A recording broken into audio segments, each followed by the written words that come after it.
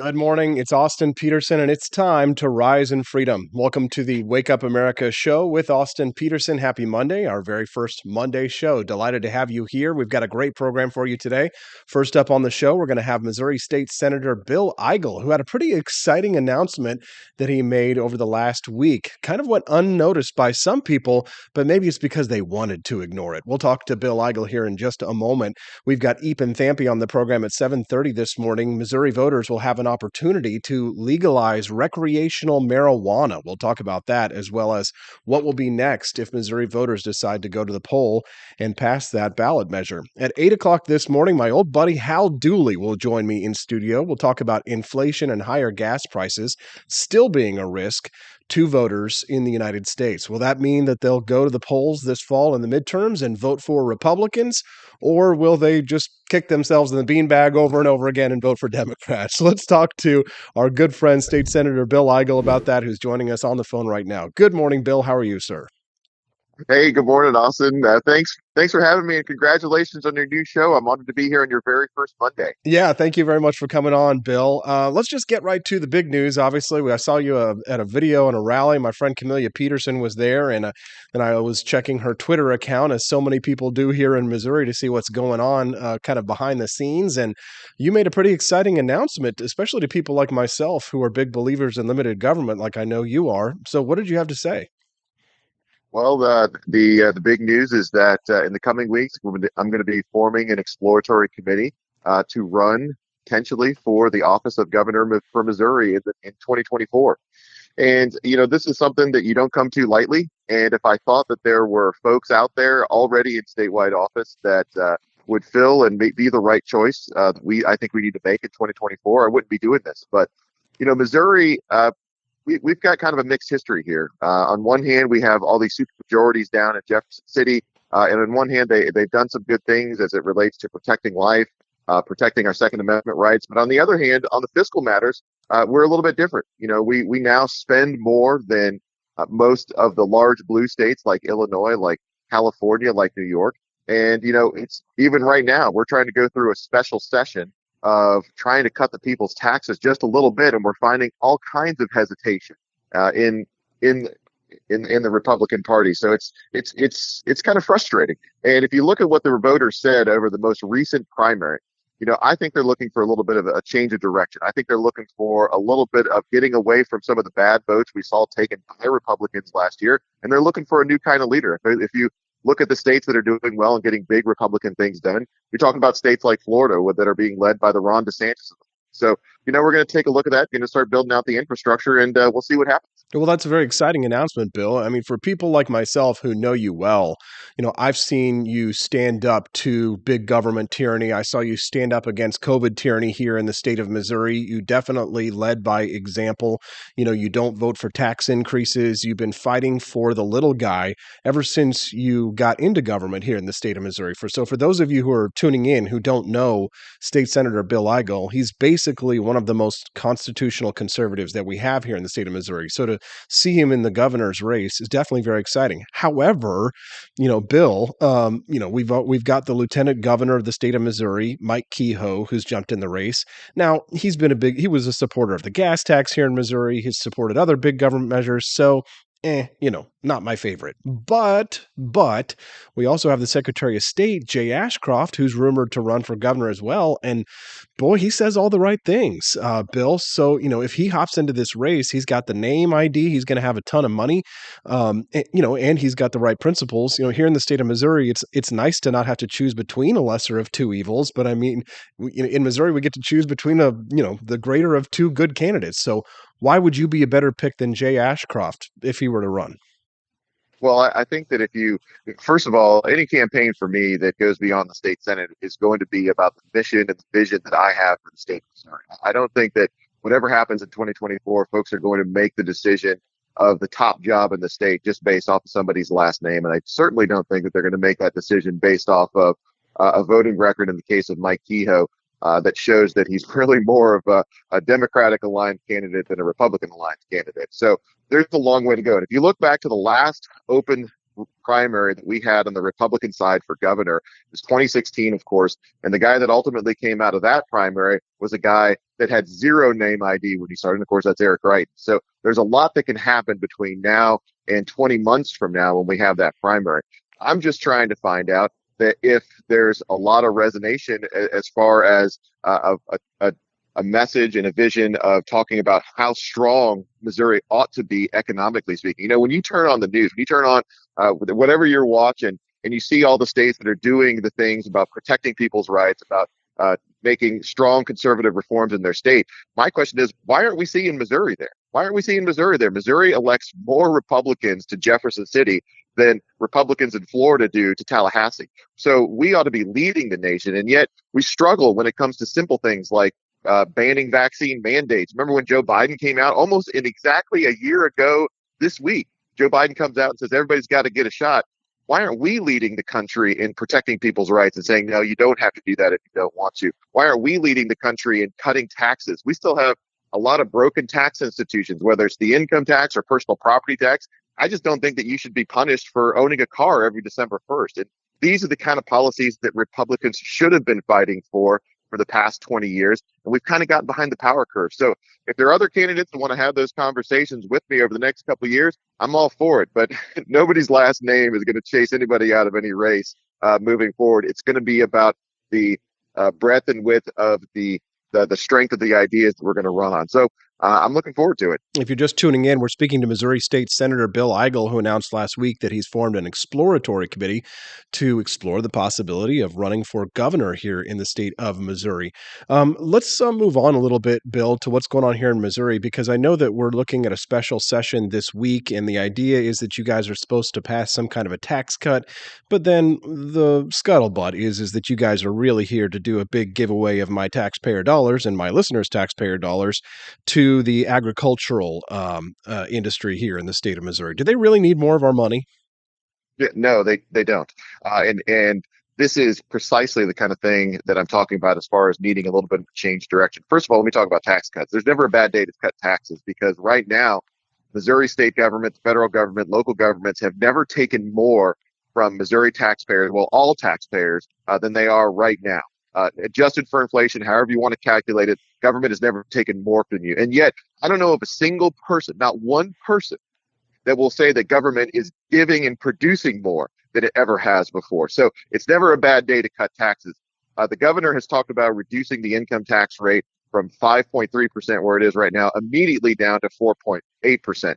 My idea is to reduce it down to 0%. And if you look at how much revenue that we've got, just new revenue, this is just new revenue in last year's spending budget, we got $2 billion of new revenue, of growth revenue just in the past year alone. That was a 20% growth rate. This year, so far this year, we're growing 40% over last year's record amount of growth. So of all the problems that face the state of Missouri, a lack of money and a lack of sacrifice and commitment by the taxpayer is certainly not one of them. So we need to go down there. We need to start cutting taxes early and often for everybody in the state.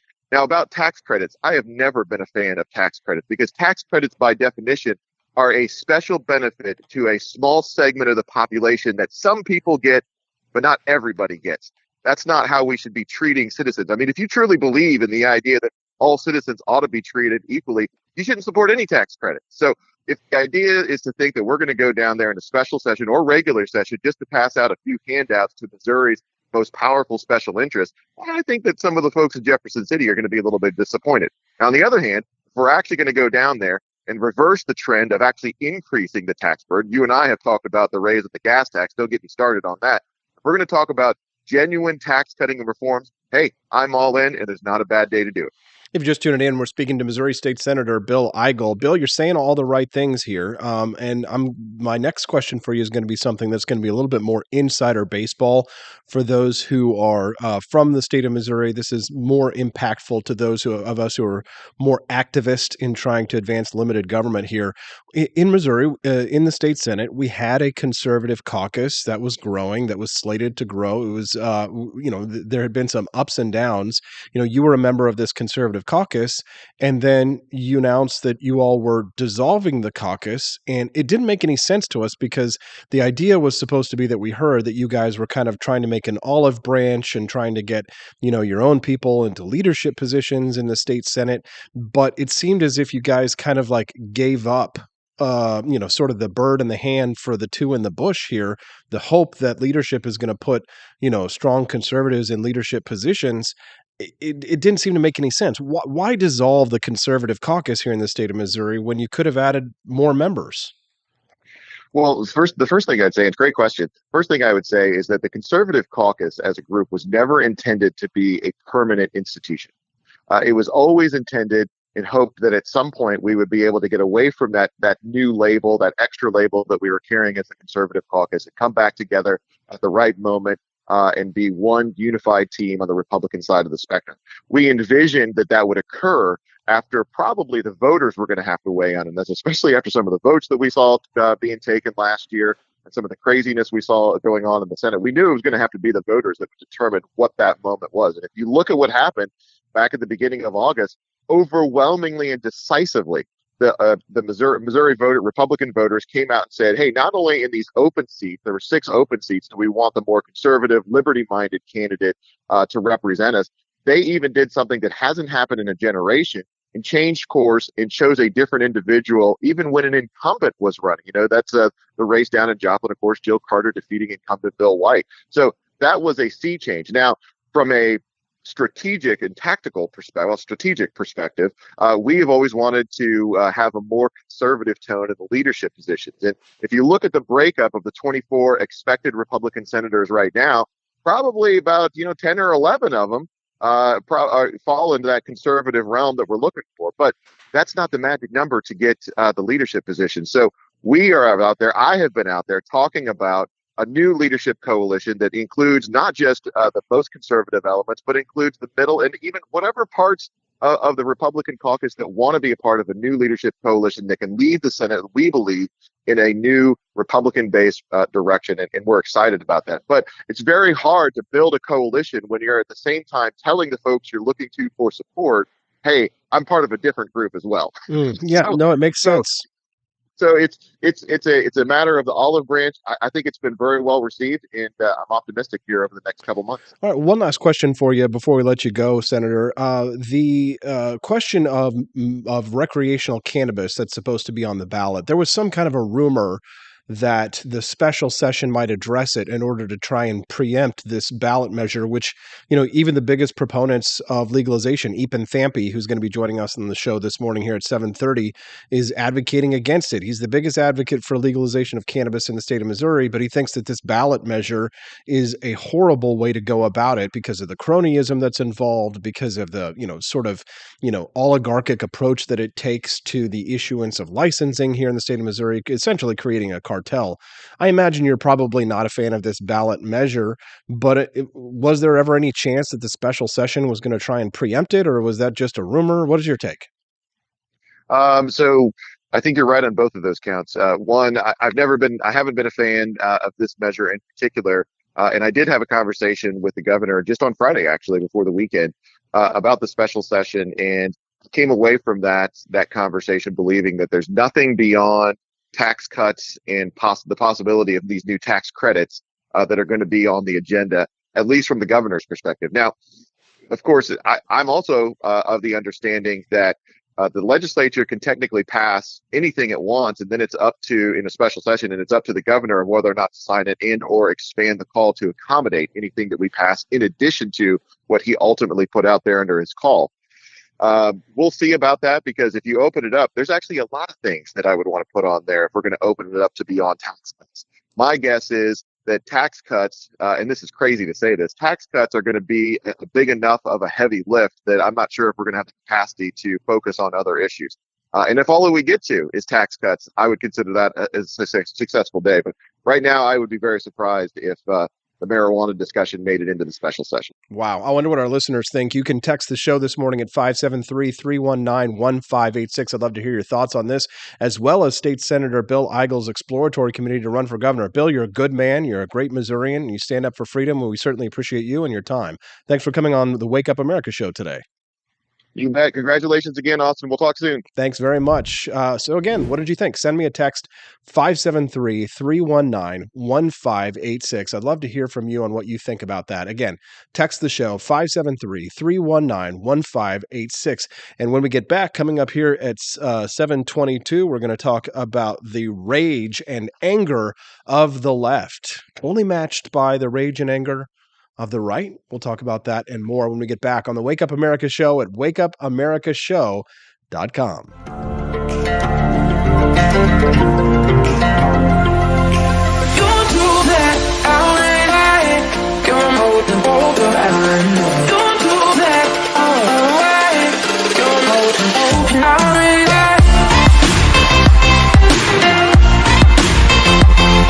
It's morning again in America.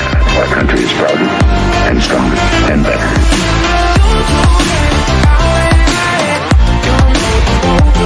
I like shooting things, but whenever I can't shoot something, I like to cut things. My life isn't all about shooting and stabbing and cutting, though. Sometimes I have to do actual work, but when I work, I still like to have fun. And there's nothing less fun than trying to cut with a crappy knife. Thankfully, from the ancient sect of Christian knights, who also loved cutting and stabbing, comes a new implement that has received my personal blessing, the Templar knife. Like the ancient sword of Excalibur, you don't choose a Templar knife, it chooses you. You just decide what kind you want on the website first, however, and then order it online, and then it chooses you. The Templar knife comes in a variety of shapes. As a man of culture and taste, I have decided I will never use a terrible knife again. And thanks to the inspiration provided by this excellent product, I have decided to launch a new crusade against anyone using less than superior knives. Join me, brothers and sisters, by visiting uppercuttactical.com/pages/Templar-knives. That's a lot of slashes. For that, you'll need a Templar knife. For 10% off, use code AP for Liberty and join me in a quest for glory, for liberty, for Christendom, for the Templar knife. Get yours today. Fire.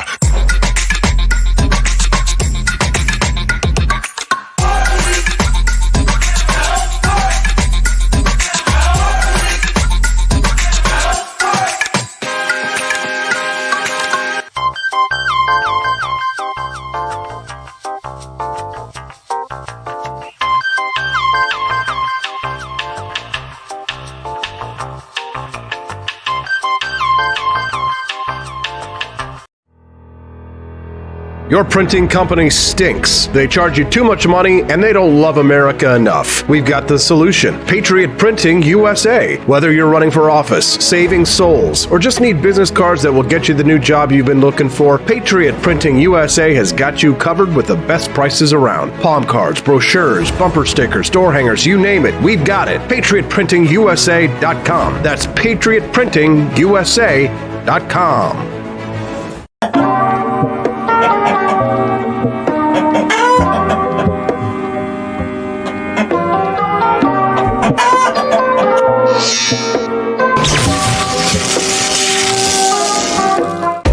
Want an engaging website to boost your business?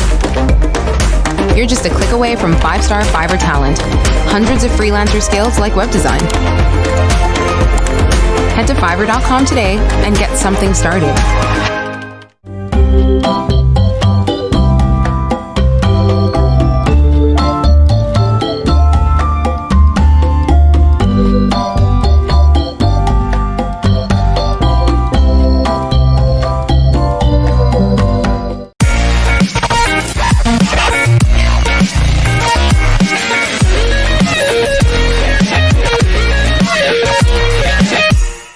Average Americans are turning into conspiracy theorists at an unprecedented rate.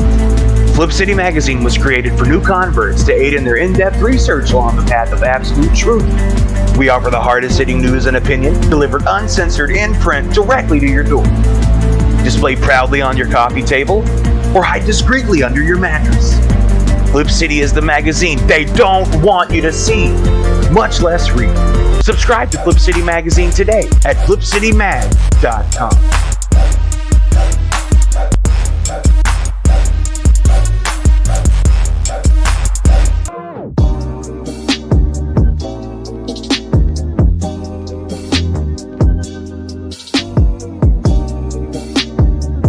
I would remind you that extremism in the defense of liberty is no vice. It is better to settle these matters in the courts than on the streets. and new laws are needed at every level. But law alone cannot make men see right.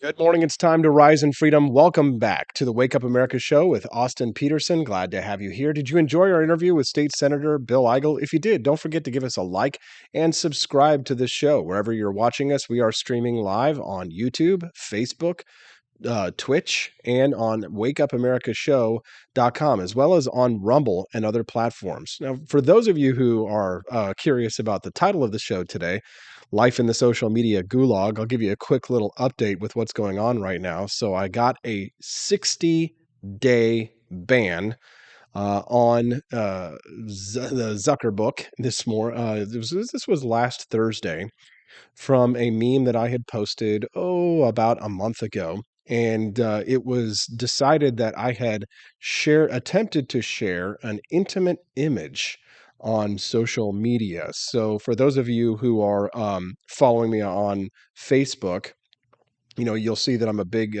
time memer, as well as on Instagram as well. But I got a notice that I had attempted to share a private, intimate image. The content you've attempted to share violates the community standards. They have stopped my attempt to share this content. And the content that was on there, which I'm not going to show to you right now, you may be wondering, but wait a minute, Austin, I'm watching you stream on that social network right now. But the content that I had shared was a photograph of Joe Biden, as well as Hunter Biden, and a New Jersey Democratic state senator who had released a video of her twerking while she was on the beach. And the video showed her head down in the sand with her butt up in the air, twerking as hard as she could. And in front of this, it's sort of the twerking is in the painting in the background of the White House. And then in front of it stands Hunter Biden walking Joe Biden down the White House while he's in a jockstrap. So I guess you're not allowed to show images of people in jockstraps, well, like Hunter Biden in a jockstrap on Zuckerbook. So, Austin, how are you streaming on Zuckerbook right now? Well, thankfully, there is a bit of a loophole. See, I'm not streaming myself today. My wife is streaming me today. So thank you very much to my beautiful wife for helping us to be able to continue to get the word out. But all that does is remind me of how important it is for viewers like you to help us to become cancel proof. If you're not a member of Peterson's Patriots, then I need you to join today. Things like that threaten our ability to be able to get the message of economic freedom and personal liberty out to the masses. No matter what, we'll still be able to stream, of course, on Rumble because they're not going to censor us over there. And we can stream to my show, wakeupamericashow.com website.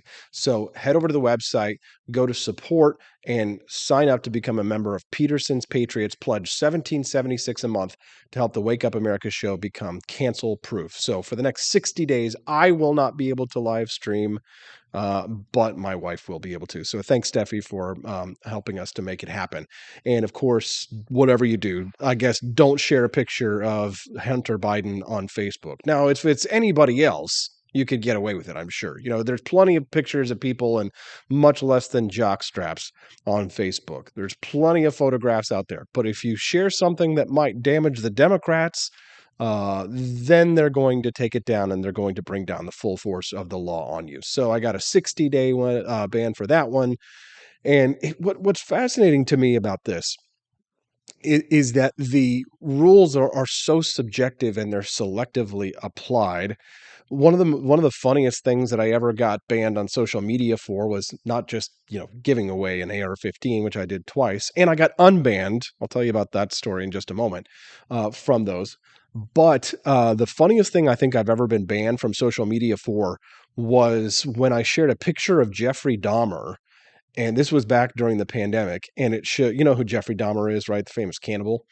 And it was a picture of Jeffrey Dahmer, and it had a caption that said, No one can tell me how many people I can have for Thanksgiving dinner, which of course is a pretty good joke because of course Jeffrey Dahmer was a cannibal. And when you think about no one can tell me how many people I can have for Thanksgiving dinner, in context, what were we talking about there?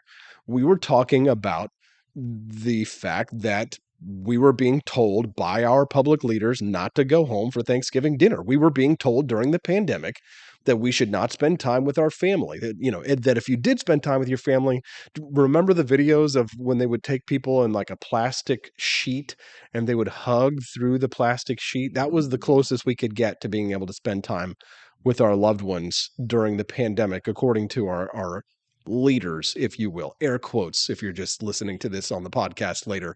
But the meme, which said, no one can tell me how many people I can have for Thanksgiving dinner, was flagged as support for violent persons or organizations. Now, let's get this straight here. So what Zuckerberg was saying was that by posting a meme, which is obviously a joke, of Jeffrey Dahmer saying no one can tell me how many people I can have for Thanksgiving dinner, that you're supporting cannibalism, doesn't really make sense. What were they really upset with us saying there? What they were really upset with us saying there was that we were going to defy coronavirus restrictions, lockdowns, and the best advice from the best, quote, experts, unquote, that medical science had to offer, aka Dr. Anthony Fauci. Now, they are private platforms and they have every right to set their own community standards as they wish.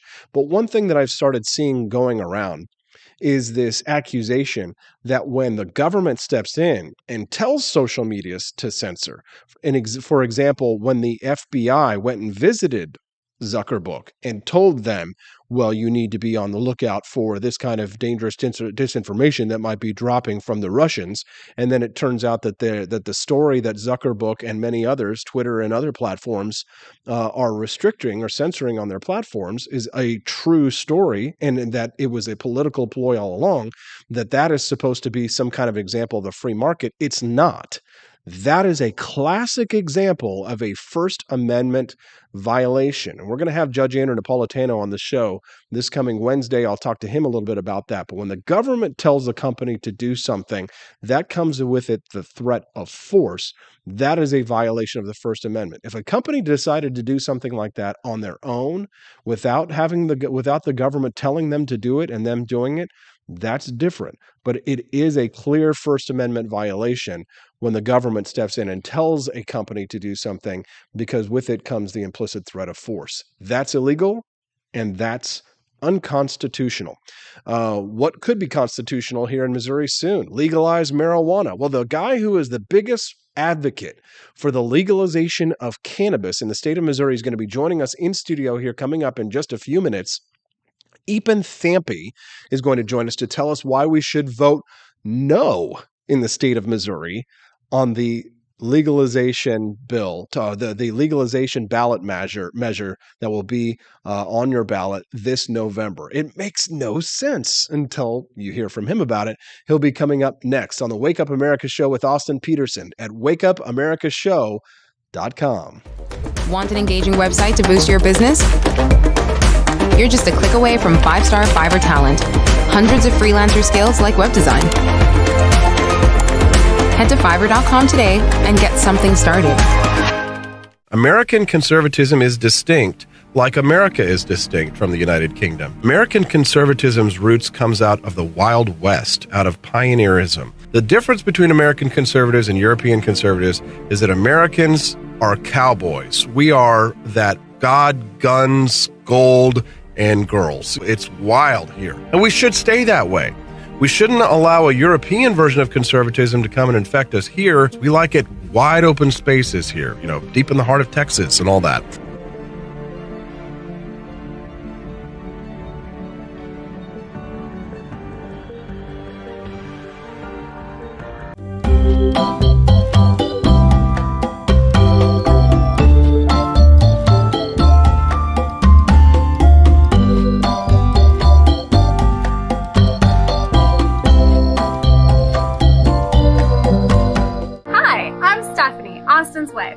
want to thank you all for watching the Wake Up America show with Austin Peterson. This show has been a huge venture for our family, so we would love it if you could join us. I believe in liberty, and I believe in Austin's ability to spread the ideas of liberty. Do you?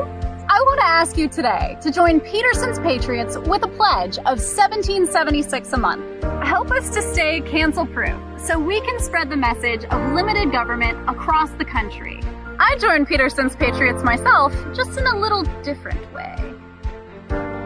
Visit wakeupamericashow.com/support and make your pledge today.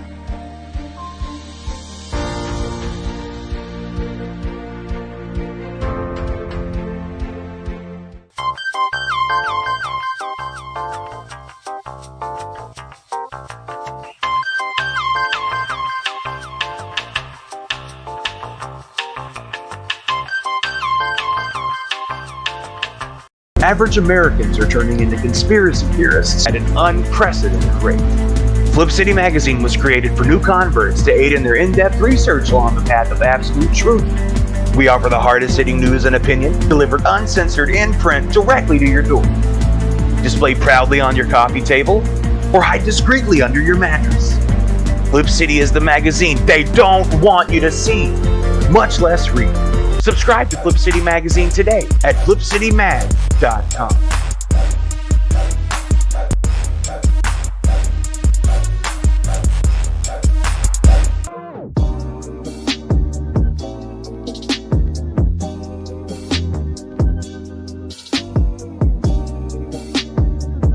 Speaker Pelosi's husband Paul made a big investment in chips just before Congress votes on a bill that would give $52 billion in subsidies and tax credits to the chip industry.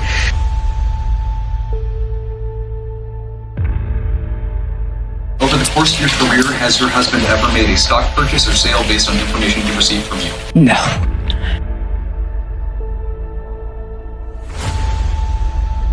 And I believe if you come to our border, you will be turned back.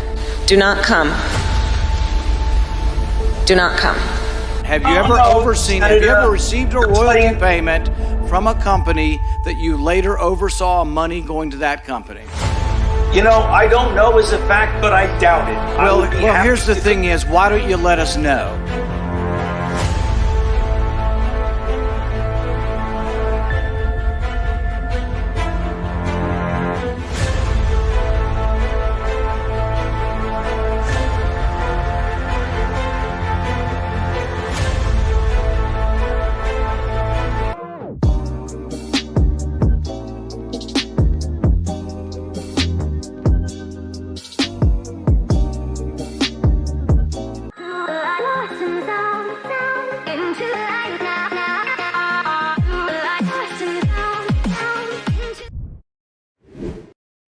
Good morning. It's 7:34 in Jefferson City, Missouri. I'm Austin Peterson. You're watching the Wake Up America show.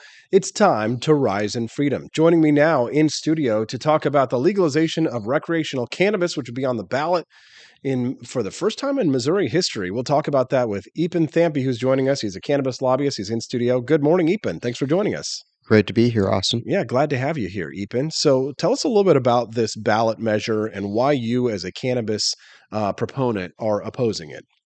So Amendment 3 is a ballot initiative to change the Missouri Constitution. It's being funded and supported by Legal Missouri, which is a campaign committee that is backed by essentially the legal medical marijuana industry here in Missouri. And they're trying to change the Missouri Constitution to, quote unquote, legalize recreational cannabis. But as St. Louis Mayor Tashara Jones mentioned recently, the devil's in the details. So what's giving people like me a lot of heartburn right now is this constitutional amendment creates a new constitutional mandate to stop and cite people who are consuming in public. It creates new constitutional possession and use penalties, criminal penalties. So in the Missouri Constitution, I'm not aware of another defined crime but the Amendment 3 would create actually a constitutional misdemeanor penalty for possession. So let's pause for just a moment. So we're talking about the legalization of recreational cannabis here, and yet it criminalizes the use of it in public? Yes, so there would be a constitutional mandate to stop and cite anyone who's consuming in public. Okay. Listen, I don't. I don't think you ought to be thrown in jail for consuming it in public, but you walk around downtown Columbia, it stinks. You got kids down there and families and stuff like that. People maybe don't want their town to be turned into Las Vegas. Well, Las Vegas is Las Vegas, right? Right. And Columbia is Columbia. Yeah. That being said, I don't think it's inappropriate maybe for the municipality to set some kind of rule there, or some kind of ordinance, but to create a statewide constitutional mandate. I mean, Columbia in 2004 became the first municipality in the state to make cannabis a lowest law enforcement priority. And that kind of discretionary enforcement is typical of most jurisdictions in the state, especially now. Kansas City has removed marijuana from its municipal code, and St. Louis has taken a similar step. So if that happens, then wouldn't it, in essence, be a situation where Kansas City would refuse to enforce a law like that, even if it is in the Constitution? you know what? I don't know if Mayor Lucas and the city council would go that far. Certainly, when a city is a creature of the state. So when a city government is refusing to enforce the law, especially a constitutional mandate, that's problematic on a general level. Yeah, no, you make good sense there, and it's certainly something that is concerning because the government likes power. But what was the second one that you said after that in terms of creating new crimes? What is that? Yeah, so they create a constitutional personal possession limit of 3 ounces of legal marijuana. If you have between 3 and 6 ounces, they create a new constitutional misdemeanor. And they also don't remove the statutory penalties currently existing, and they don't remove marijuana from the drug schedule. So the functional impact is you create a felony status for more than 6 ounces. Now, in Colorado, which legalized about a decade ago, the latest data I found was in 2019. There were 5,000 people in the state of Colorado arrested for marijuana. Now, they may be larger quantities than personal possession, but still, legalization, the fundamental belief of the marijuana legalization activists is no one should go to jail or be subjected to legal jeopardy for a plant. Yeah, if you're just tuning in, we're speaking to Epen Thampi here on the Wake Up America show with Austin Peterson. You can text the show this morning at 573-319-1586. One listener texted in and said, "Happy week 2, coming in loud and clear via the website." Thank you very much for that. Again, you can text us as well at 573-319-1586. Another listener texted in, said, "Not a state constitutional issue, plus feds say it's illegal." So...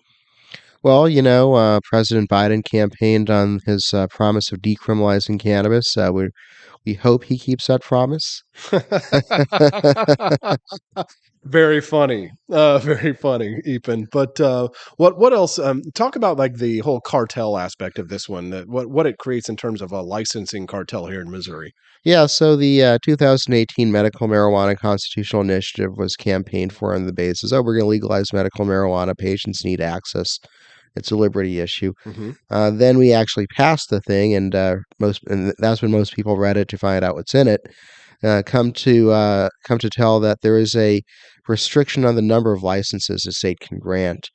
And so that created a mad dash for licenses and access to the market. And just so happened that the people who got licensed belong to a small group of wealthy and super connected individuals. I've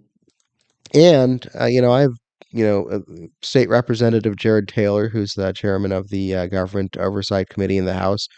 His committee, bipartisan committee, investigated the whole licensing system and alleged significant corruption and fraud in the licensing process. So when you create these kind of state constitutional market allocation schemes, which is what this Amendment 3 is, it really gives the people who already have the medical marijuana licenses a functional monopoly in the recreational space, which is 4 to 6 times as large as medical marijuana industry in Missouri. Yeah, one listener texted in and said, Epen is right, and we see it here in Illinois.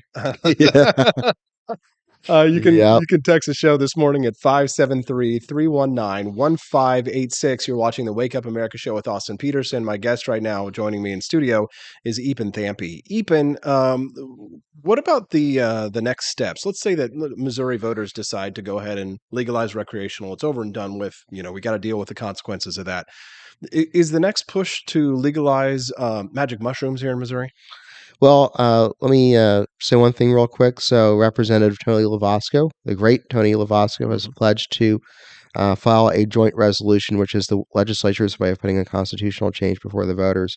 And his intent there, if Amendment 3 does pass, is he'll file that joint resolution to strip out the worst parts of Amendment 3. So that's kind of the next step on marijuana. But yes, the psychedelic legalization movement is really taking off right now.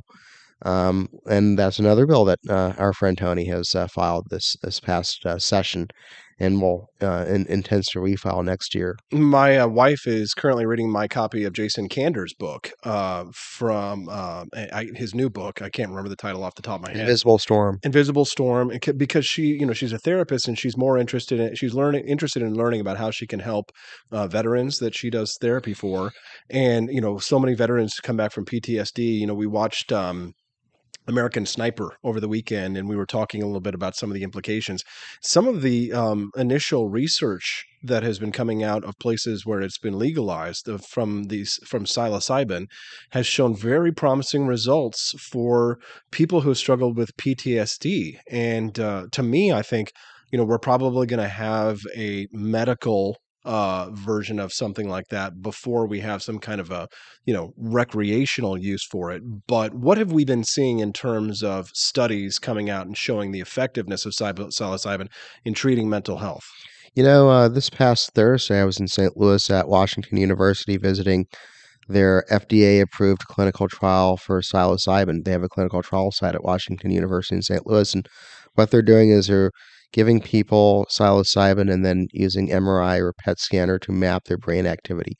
And what they're seeing, and what the research really shows, is that psychedelic drugs have a great capacity to help reset the brain, to create neuroplasticity, to help your brain.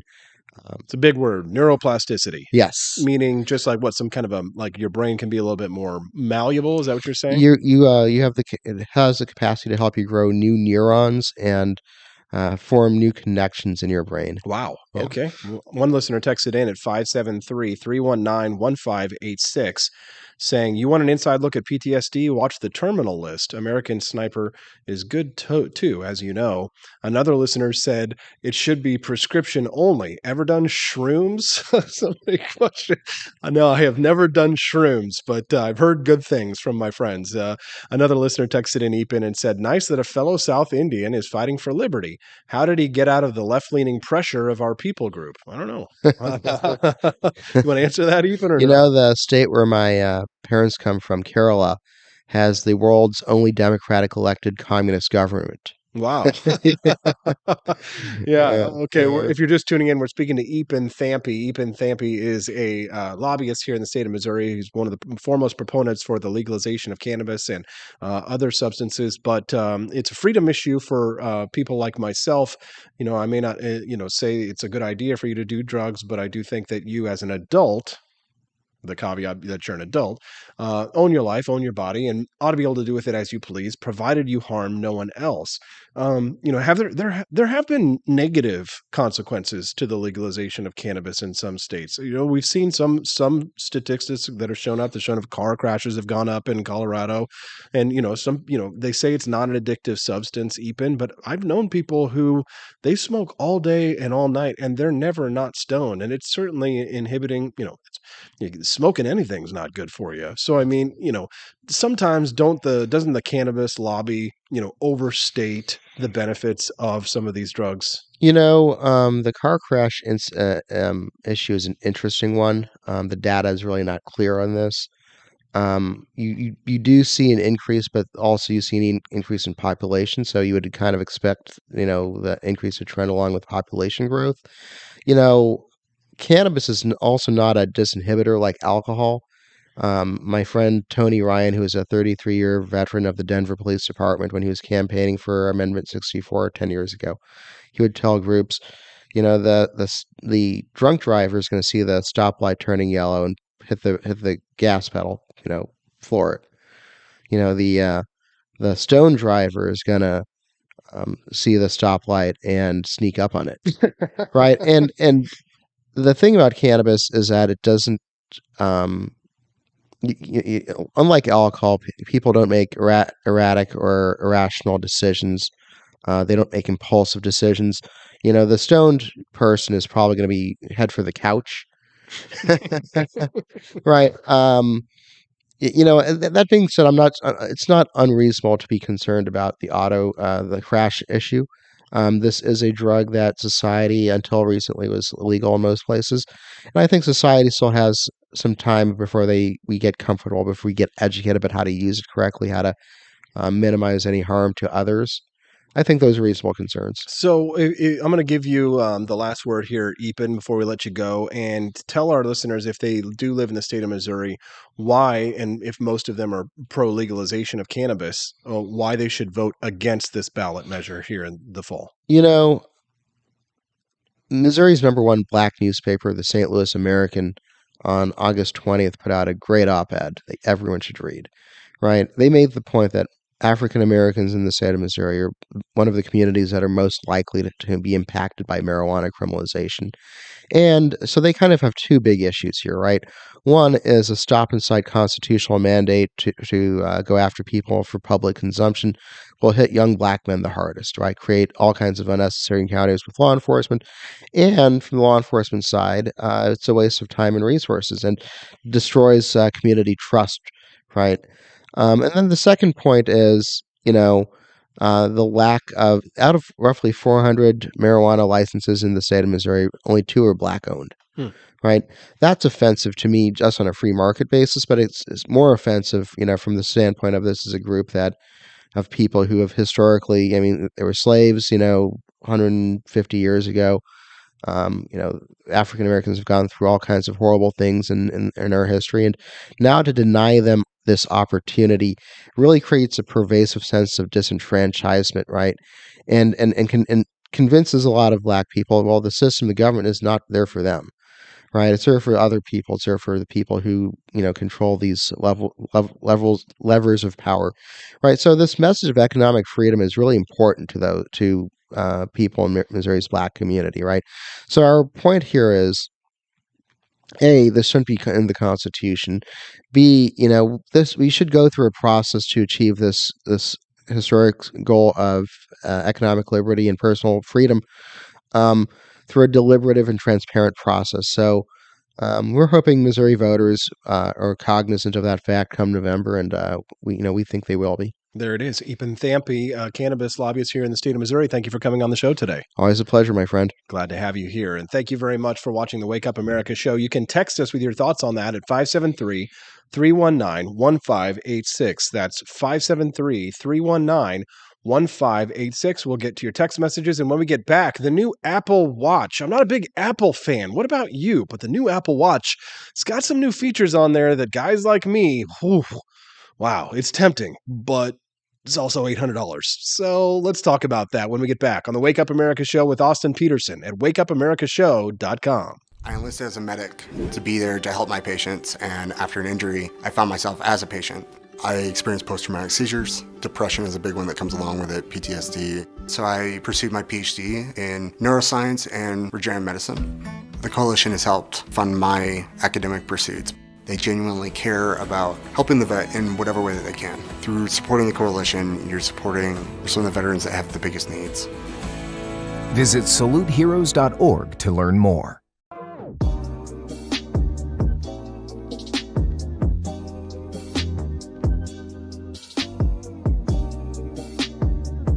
If there wasn't going to be somebody who was a fiery champion of liberty, somebody who would get out there and who would be aggressive, and if they wouldn't do it with more fire or passion than I had, then I would go and I would fight this battle for us. I've fought for the principles that we all share. Parties tend to be secondary to me. We're here because we believe in the principles of liberty. I am not a perfect messenger, but I think I'm a damn good one. This is a replica of our first president's flintlock pistol. You have my full support, my respect, and my gun.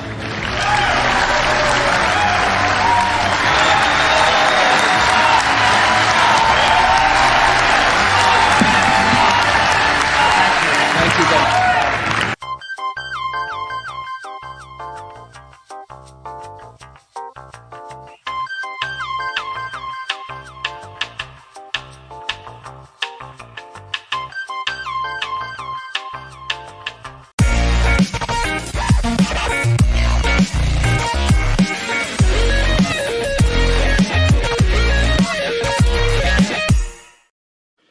Had enough yet? Do facts no longer matter? Are lies to be encouraged instead of punished? This is not our inheritance. If truth no longer matters, we will not remain free for long. This is our generation's challenge, to defend our founders' hope that we the people could self-govern if we defend our right to get the facts. And right now, we're building the only defense of free people have, the facts, on every politician, every position they held, every statement they've made, every vote they've made, and any cash they've taken. It's the real history on those now pandering for your vote. There are hundreds of young people building our defense right now, and they need your help. We all have our passions, but as our ancestors knew, when events become so foul they threaten us all, we must stand and defend each other. Please, have our backs. Join us at votesmart.org.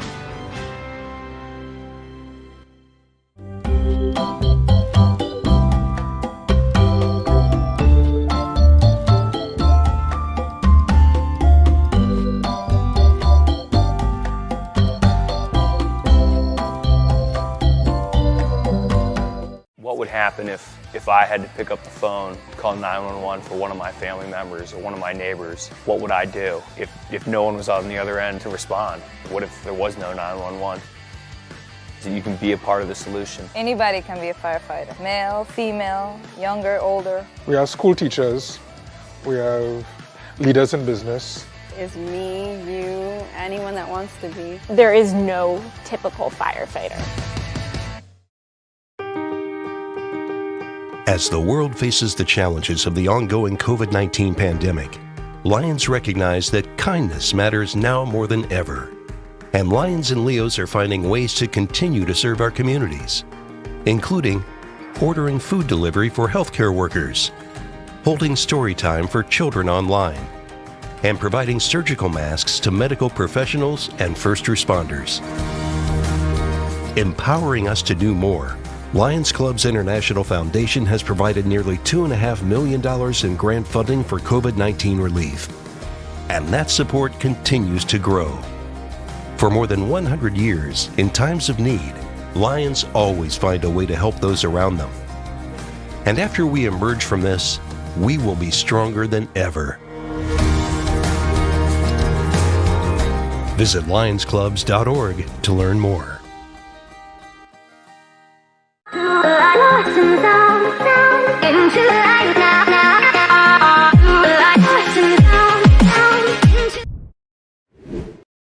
Good morning. It's 7:55. You're watching the Wake Up America show with Austin Peterson. Thank you so much for tuning in today. You can text the show this morning at 573-319-1586. That's 573-319-1586. One listener texted in this morning and said, AP, any plans for another political run, state or otherwise? No plans just yet, my friend. Thank you so much for asking that question, though. I think I've got other priorities to get in line. Of course, I just got married last year. I'd like to start a family and get everything squared away with my new family before I think about things like that. I appreciate you asking. You can text us, too, at 573-319-1586. One listener texted in and said, the bad thing that is bad for consumers on the iPhone 14 is the removal of the SIM card tray. Also, what about the right to repair and the GPS emergency calling feature was shown at the Far Out Apple event. That's one of our listeners texting in there. Appreciate that. The removal of the SIM card tray. Yeah, I'm not exactly sure what that means in terms of privacy or the phone itself. So I guess I'll have to look into that. Another question on the right to repair. Yeah, that's another sticky subject there. The question of, being able to repair not just your phones, but also being able to repair your John Deere tractors. I know a lot of farmers here in Missouri have got to essentially hack their own farm equipment in order to be able to use it sometimes, because they're creating subscriptions for your tractors and your different equipment that you buy from some of these companies, and you just want to be able to use your tractor, and they want you to use their monthly subscription service or something like that. Well, you ought to be able to buy a tractor and use a tractor. Once you buy something, you ought to be able to use it as you please. That's my view of it, at least. Another listener texted in and said, I agree with Epen. No on pot. Okay, well, I'd love it if you could explain to us why. I appreciate all of my listeners from the 573, by the way. Another listener texted in and said, stoners don't drive much. Good guest. I appreciate that. Epen Thampy has always been a great guest and a good friend. Again, you can text the show this morning at 573-319-1586.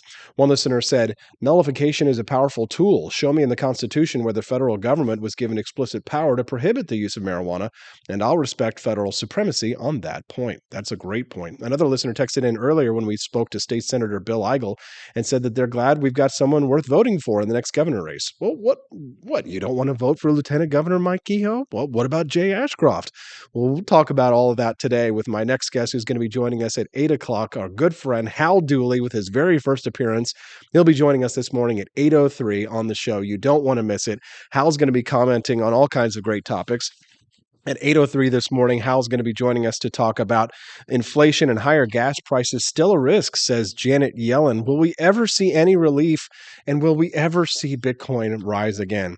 At 8:23 this morning, a woman holding abolish the monarchy sign was arrested in the good old UK. What? You got a license for that sign, mate? We'll talk to Hal about that, as well as freedom of speech and why here in the United States we love the fact that we got rid of the monarchy. And at 8:35 this morning, Marcia Hunt was an actress who died. She was 102 years old, I believe. She was one of the last actresses from the golden age of Hollywood, who said that she got blacklisted because her name was put on a list during the McCarthy era that she was a communist. Was she a communist, though? We'll talk about that, and we'll talk about the witch hunt era of red politics and the Red Scare politics from back in the day with Hal Dooley at 8:35. And at the end of the show today at 8:49, Claire McCaskill says too many Democratic leaders are ancient. Old as time itself. We'll talk about that with Hal Dooley. He's going to be with us in the 8 o'clock hour. It's going to be a great show. You don't want to miss a single moment of it. Don't forget to text us in 573-319-1586. I'm sorry I didn't get to talk about Apple Watches. The only Apple Watch that I can afford is the one that I just put up on the screen right now, despite the fact that it is actually going to be a scuba dive computer. I don't think that an $800 watch is in the cards for me anytime soon. I'd rather spend that money on going scuba diving, which I'm going to do next month in Jamaica, Montego. Ooh, I want to take you to Key Largo. Go. I don't know the words, yo. Maybe Hal will be able to fill me in. He just stepped into the studio. We'll talk to him. You can see him there on camera, and I'll turn his microphone on when we get back on the Wake Up America show with Austin Peterson at wakeupAmericaShow.com.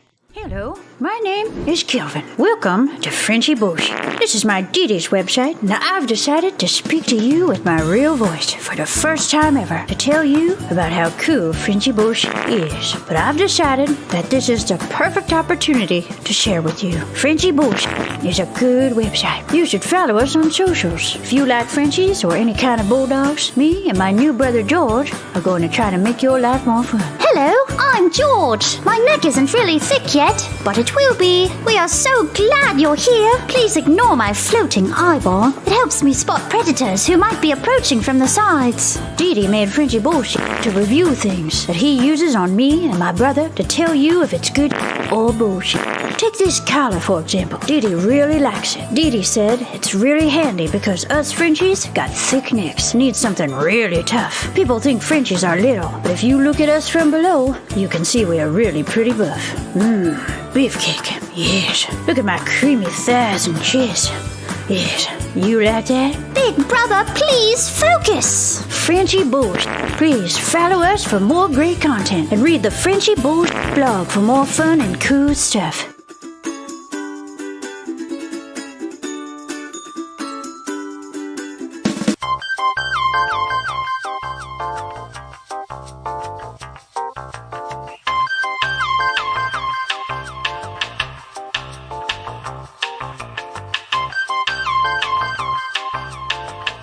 I'm a public defender. I am a public defender. I'm proud to be a public defender. 80% of Americans accused of a crime will get appointed a public defender. Everybody from a speeding ticket to capital murder. For every dollar we spend on public defenders, we spend $3 on prosecutors. Public defenders have to do pretty much everything on their own. Social workers, counselors. Investigating is another piece of it. The average public defender holds 300 cases annually. You never feel like there's enough time. Public defenders have health issues all the time. A lot of people give up and say, I can't do this work anymore. Gideon's Promise trains, mentors, and supports public defenders.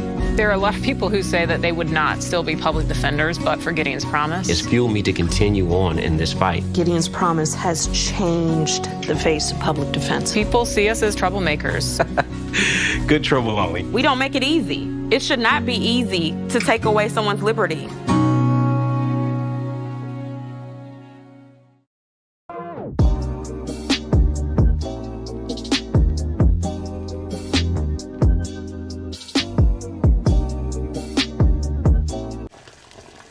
Ever hear the one about the frog? Put a frog in a pot of boiling water and it'll jump right out. Here's my resume again. But put a frog in a pot of cool water and slowly heat it up, and that frog will boil. It's a lie. But as a metaphor for us and all that we go through as veterans, The real-world experience. it's a story that rings true. We make excuses for how we feel. We push everything down. We tell ourselves the lie that it's easier to stay in that boiling water, to disconnect. And some days, maybe it is. But you've never been interested in easy. Make no mistake, reaching out is hard. Do it anyway. You're not alone. You've got this. You are not a frog. Find resources at va.gov/reach.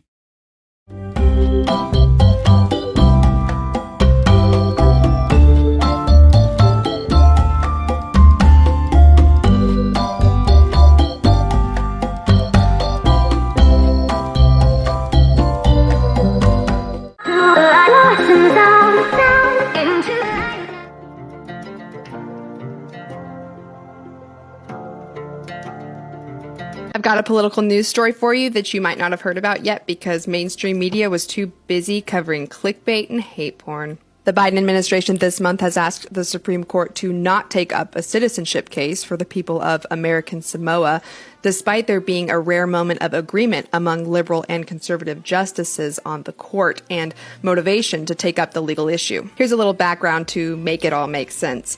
After winning the Spanish-American War, the Supreme Court decided a series of cases known as the Insular Cases, which established that islands annexed by the United States during the war for economic control of the oceans, such as American Samoa, Puerto Rico, the U.S. Virgin Islands, and others, would not have the Constitution's full protection because, as one justice at the time put it, their residents were, quote, alien races, differing from us.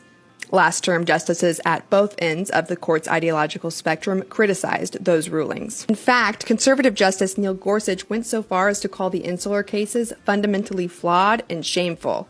He said he hoped the court would soon overturn them, citing Fitzsimonu v. United States multiple times, a case regarding citizenship rights for American Samoa, a people who pay taxes and serve in the American military, but cannot vote, serve on juries, or run for state or federal office. Yet the Biden administration does not seem to agree.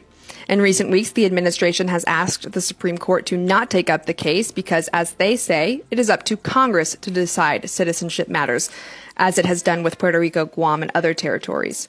American Samoa's political leadership agrees with the administration, saying that its, quote, unique status contributes to its ability to maintain its traditional cultural practices and distinguishes it from the other 50 states and other territories. The court will likely decide whether to take up Vice Manu v. United States during its new term this fall.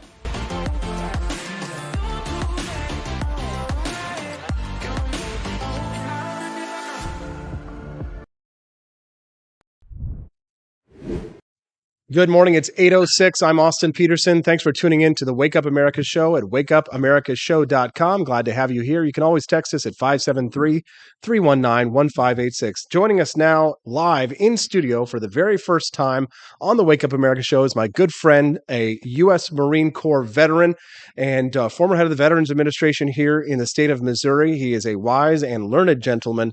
His name is Hal Dooley. Hal, good morning. Welcome Good to the morning, show. Austin. Nice to be here. Is that a kind way to say I'm an old guy? It's a kind way to say that you are experienced, and we appreciate your insight here on the program. I have been around, and I've been around with you a few times too. Absolutely. Well, we're glad to have you here, Hal. Thanks for coming on the program this morning and gracing us with your presence.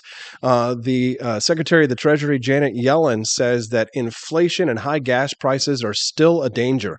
Is the fall election, the upcoming midterm election, would you say that it's pretty much in the bag for Republicans, or do they have to work for it? I think they got to work for it. I mean, I don't know. The inflation, I don't think gas prices, they've gone down, of course, naturally, but I think it's part of the ebb and flow. So long as we're dependent on foreign oil, as we are right now, I think you're going to have high gas prices.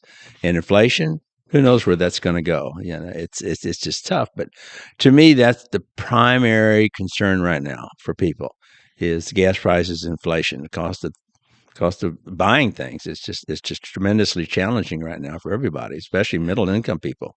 Yeah. What about you? I'd love to hear from your thoughts on the state of the economy and the midterms, upcoming elections in November. Send me a text, 573-319-1586. Of course, if you have a question for Hal, you can send that to us as well at 573-319-1586. Yeah, does it feel like we're ever going to get any straight answers from the administration on the actual inflation rates and what we're looking at here, Hal, or not? No, mainly because they know that they can juggle them and lie about them. And the fake news and fake statistics the same way, they sell. And people buy into it. I mean, Ann and I came back last night from Springfield talking about that very thing, what to believe and what not to believe. And how do people like you and I and Ann fight back? Now, I feel we're gifted here in Central Missouri relative to, we're probably more stabilized here than the East Coast, West Coast, Chicago, and a lot of the national emphasis as far as inflation and all that and the politics. So I think we're doing a lot better here. I've always marveled on the weekday how many people are out and about and buying things and doing things. And obviously the gas prices aren't affecting us too much. And unemployment is really down here in Central Missouri. So I don't think we're catching a lot of the national hurt with regard to the high inflation and the high gas prices. Mm-hmm. Yeah. What do you think? Send us a text at 573-319-1586. One of our listeners texted in, said that the Red Scare appears legit in retrospect. Yeah. You heard my tease for 8:30 this morning. Golden age of Hollywood actress Marsha Hunt passed away over the weekend, and her life and legacy was stained by the accusations that she was a communist. She appeared on a blacklist, a Hollywood blacklist, back in the 1940s, and she never worked in Hollywood again after that. We'll talk about the Red Scare and the McCarthy era and communists at 8:35 this morning. You don't want to miss it. It's going to be a great topic with a great guest, Hal Dooley. But first, let's continue our conversation with Hal about the state of the economy. Hal, the inflation numbers being what they are, when you go to the store and you try and buy steak, the staples that you want to put on the menu, when my wife, she goes to the grocery store, she's, paying almost double a lot of these things. Absolutely. And I don't like it. And equally concerning is the lack of product on the shelves. There's a lot of things that go into the big box store to buy, and they're empty. They're out of it, and they've been out of it for a long time. There's a lot of products that I haven't seen on the shelves probably in 6-8 months. Yeah, no kidding. What about you? Is there anything that you've had trouble finding at the grocery store? Text us at 573-319-1586 and let us know what's something that you try and buy. My thing is that Hal, is that I have like these really, eclectic tastes, so I have to try and buy things online. And a lot of the things you can't even get online, and not just food and ingredients, but things to be able to get business done. My Toro mower has been waiting for a part for over a week now. I'm trying to mow the grass, and we can't get a part in to mow the lawn. Now, So where do you think that's coming from? Where do you think that part for your Toro mower is coming from? China, maybe? no, definitely all made right here in the USA. Well, I'm just saying. I mean, I have no idea. we have become so dependent on non-American products, and this. I mean, we worked so hard through the Trump administration and prior to that to become independent, both on oil and products, and getting companies to come back into the United States and make things here. And I think in the long run, we're going to have to do more of that and become dependent, because now China, Russia, as you know, they're colluding against us economically. And Russia's playing all kinds of silly games with the gas prices over in Europe because they control that market. But how can we cut back on our reliance from China, Hal, when our minimum wage is so high? They're demanding $15 an hour to flip burgers. How in the world can you possibly compete against their labor practices? And you can't. I mean, a lot of it's just the orientation of what our younger people have gotten used to. Being able to get product on demand whenever they want it, and pay a moderate price for it. I mean, it's not just one. I mean, Hal, I need it. We don't have a Best Buy here in Jefferson City. No, we do not. I had to drive 45 minutes to go to Columbia in order to buy a laptop. I shouldn't have to do that, right? I should be able to have access to those kinds of things. But if Best Buy can't exist in Jefferson City, well, I say God bless Amazon and God bless those Chinese suppliers, because I would not be able to be doing this right now if they weren't, shipping products to Jefferson City in a day. And that's an interesting phenomena with regard to the Best Buy closing in Jefferson City. I mean, what I've seen down in Springfield, and I get down there quite often, and over at Columbia, Best Buy is doing well. And why they're not doing well here, they're not doing at all anyway because they're gone. But why they didn't survive here, I don't know if it's management or whether it was just lack of sales or getting product.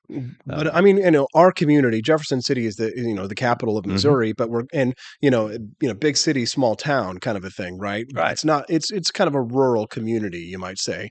So there are a lot of communities like this across the country that don't have the population to be able to grow. But some of the problems that Jefferson City has are self-made. Absolutely.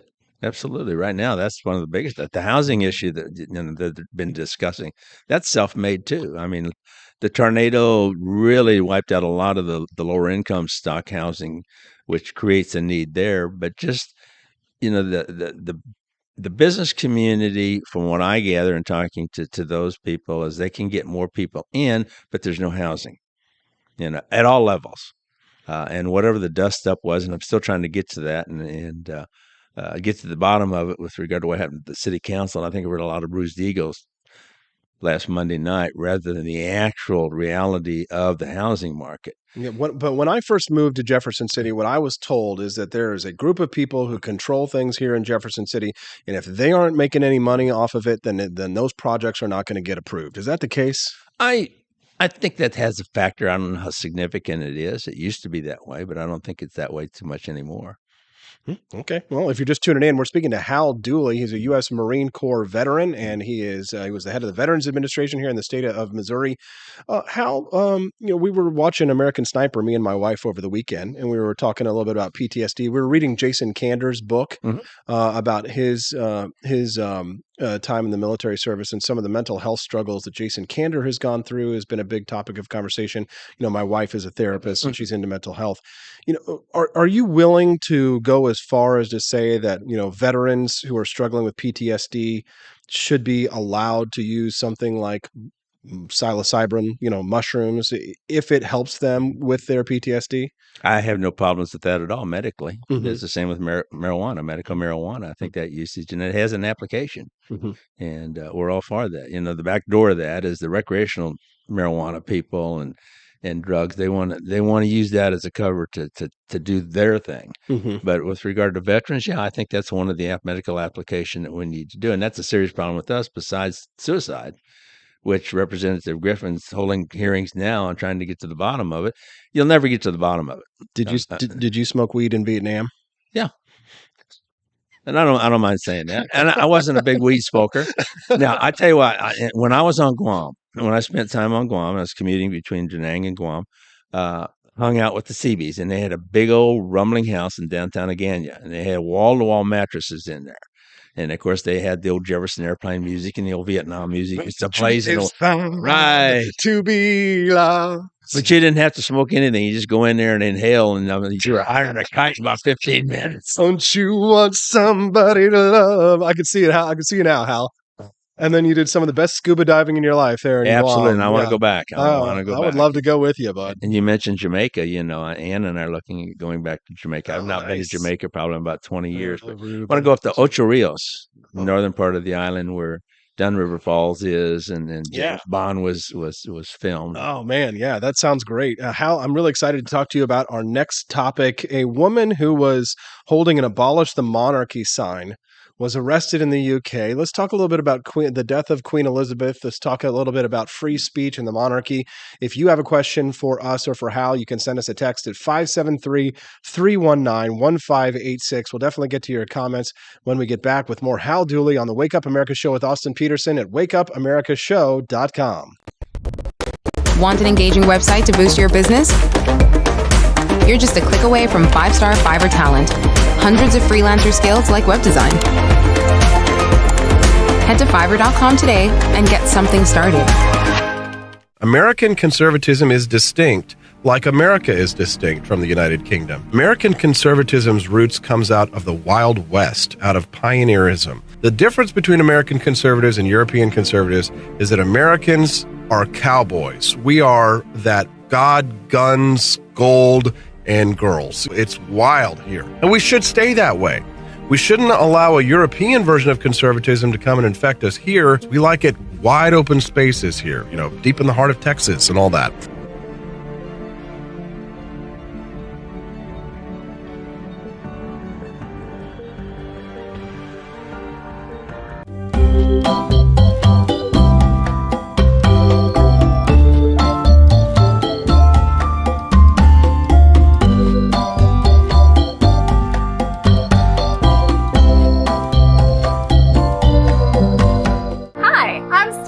Austin's wife. I want to thank you all for watching the Wake Up America Show with Austin Peterson.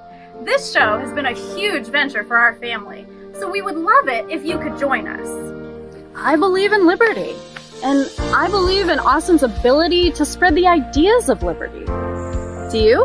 I want to ask you today to join Peterson's Patriots with a pledge of $17.76 a month. Help us to stay cancel-proof so we can spread the message of limited government across the country.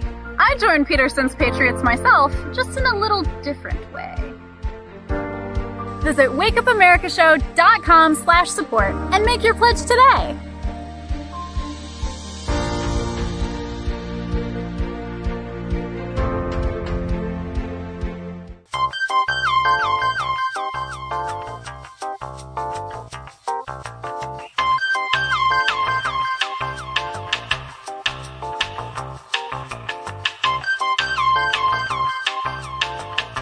Average Americans are turning into conspiracy theorists at an unprecedented rate. Flip City Magazine was created for new converts to aid in their in-depth research along the path of absolute truth. We offer the hardest-hitting news and opinion, delivered uncensored in print directly to your door. Display proudly on your coffee table, or hide discreetly under your mattress. Flip City is the magazine they don't want you to see, much less read. Subscribe to Flip City Magazine today at flipcitymag.com.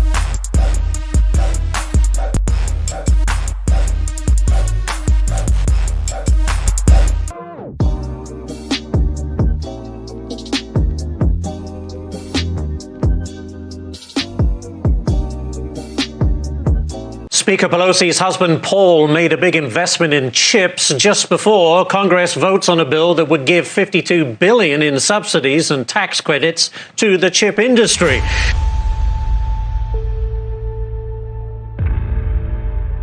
Over the course of your career, has your husband ever made a stock purchase or sale based on information he received from you? No.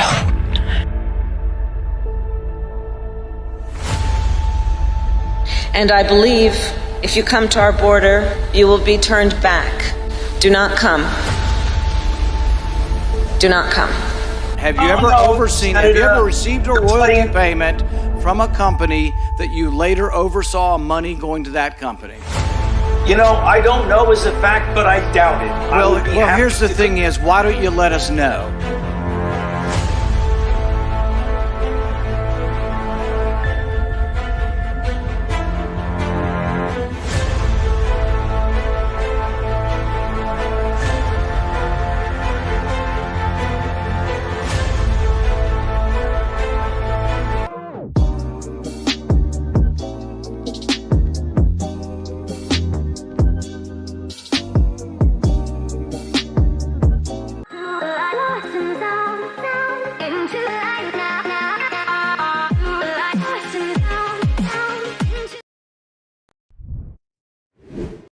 Welcome back to the Wake Up America show with Austin Peterson. I'm Austin. Thanks so much for tuning into the show. You can text us this morning at 573-319-1586. It's 8:22 in Jefferson City, Missouri. Glad to have you here as a listener.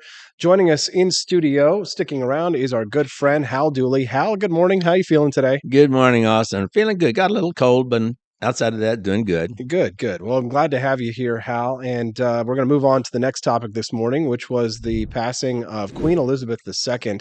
Now, Hal, I guess, I saw a lot of people online posting hatred and vitriol. There was that one professor from, Carnegie Mellon, or I can't remember what college she was from, where she's talking about she hopes she died in excruciating pain because of the crimes of the British Empire and colonialism. What was your general impression of Queen Elizabeth III? I thought she was a pretty neat lady. I really did. I mean, that is a tremendous challenge to be the queen. Mm-hmm.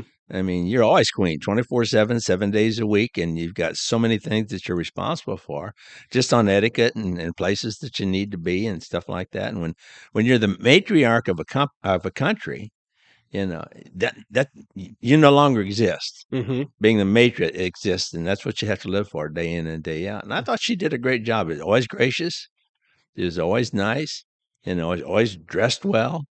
So I think it was an important aspect, and I think the king will continue that tradition. But I love having a king and queen in England. Well, you were saying during the break, we were talking about how you couldn't envision United Kingdom without a monarchy.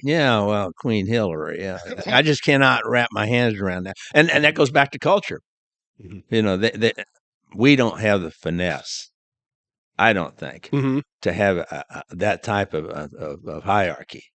I just don't think we have enough respect for that traditional type of thing. Well, in the United Kingdom, there was a story that came out yesterday that caught my attention. A woman who was holding an "Abolish the Monarchy" sign at King Charles's declaration in Scotland was arrested. She was 22 years old. Her sign read, F imperialism. We're not on radio anymore, Hal, but I still have the same old habits.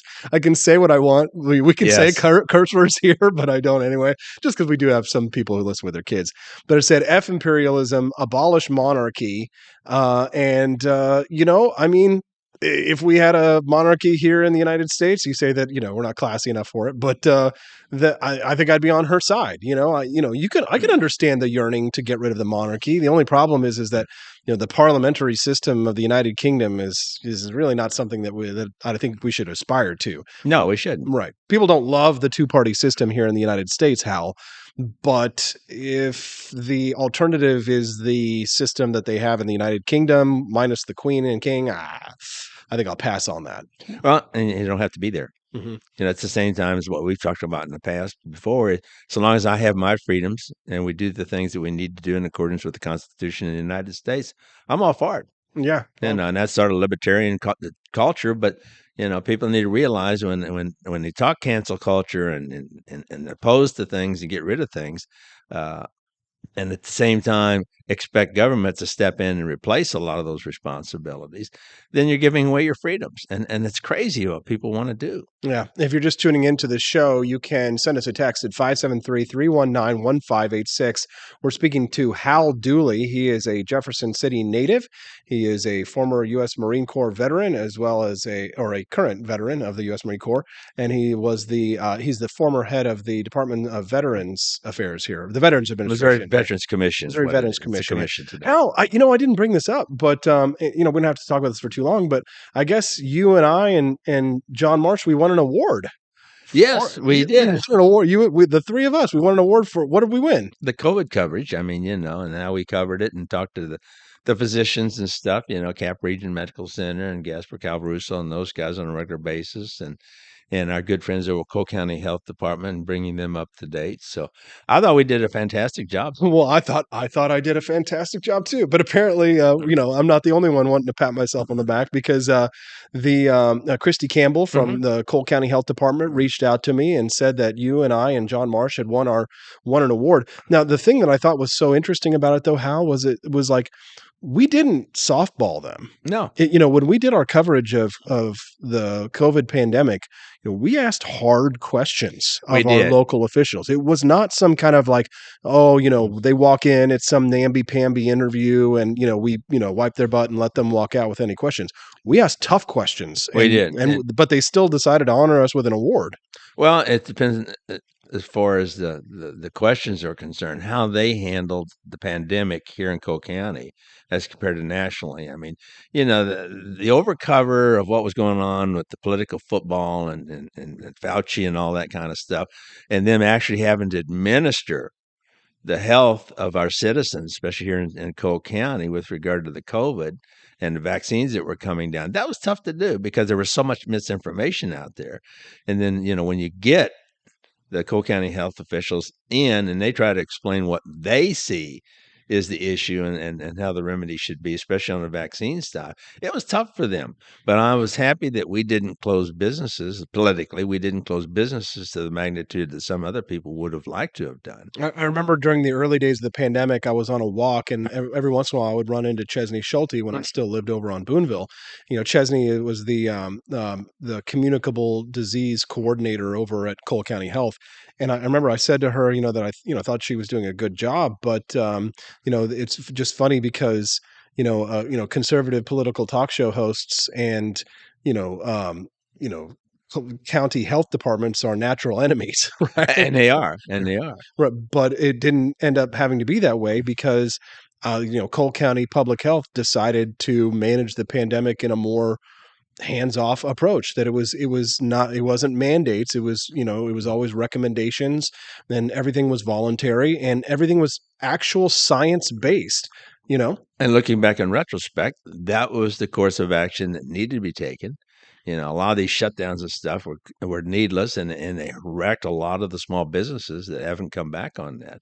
But and it marvels today when I'm out in the community and still seeing people wear masks. I mean, they can't let it go. Paranoia. I mean, we're going to live with risk. We're always going to live with risk. You're always going to have, bugs out there that are going to do the flu and all this and that. But, to stoop and the masks have been debunked so many different times, it's pitiful. But they still wear them, and I just marvel at why. Why are you doing this? There's a certain amount of people for whom it makes them feel safe. Now, that's what it is. That's what it is. Yeah. It's a great conversation. What do you think? Send us a text at 573-319-1586. When we get back, Marsha Hunt died. She was an actress, one of the final actresses from the golden age of Hollywood, who saw her career blacklisted after her name was put on a list during the McCarthy era. We're going to talk to Hal Dooley all about that, the era of witch hunts, when we get back on the Wake Up America Show with Austin Peterson at wakeupAmericaShow.com.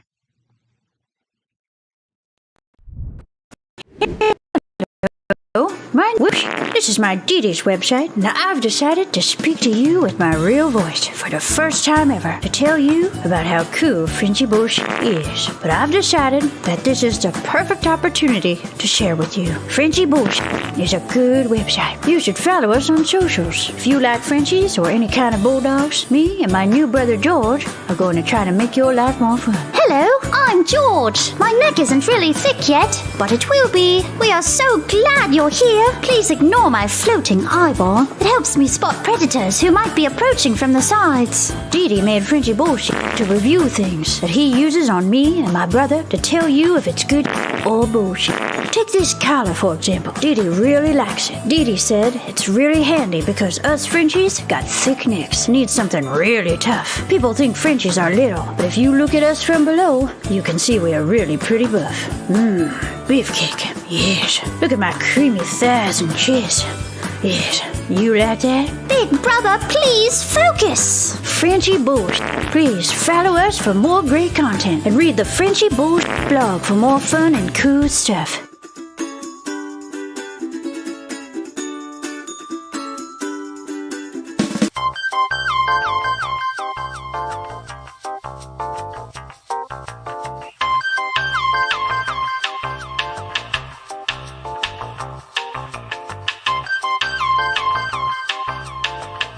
I'm a public defender. I am a public defender. I'm proud to be a public defender. 80% of Americans accused of a crime will get appointed a public defender. Everybody from a speeding ticket to capital murder. For every dollar we spend on public defenders, we spend $3 on prosecutors. Public defenders have to do pretty much everything on their own. Social workers, counselors. Investigating is another piece of it. The average public defender holds 300 cases annually. You never feel like there's enough time. Public defenders have health issues all the time. A lot of people give up and say, I can't do this work anymore. Gideon's Promise trains, mentors, and supports public defenders. There are a lot of people who say that they would not still be public defenders, but for Gideon's Promise. It's fueled me to continue on in this fight. Gideon's Promise has changed the face of public defense. People see us as troublemakers. Good trouble only. We don't make it easy. It should not be easy to take away someone's liberty.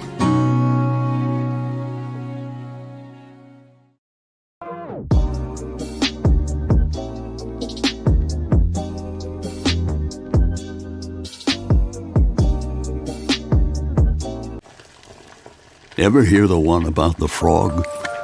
Put a frog in a pot of boiling water and it'll jump right out. Here's my resume again. But put a frog in a pot of cool water and slowly heat it up, and that frog will boil. It's a lie. But as a metaphor for us and all that we go through as veterans, The real-world experience. it's a story that rings true. We make excuses for how we feel. We push everything down. We tell ourselves the lie that it's easier to stay in that boiling water, to disconnect. And some days, maybe it is. But you've never been interested in easy. Make no mistake, reaching out is hard. Do it anyway. You're not alone. You've got this. You are not a frog. Find resources at va.gov/reach.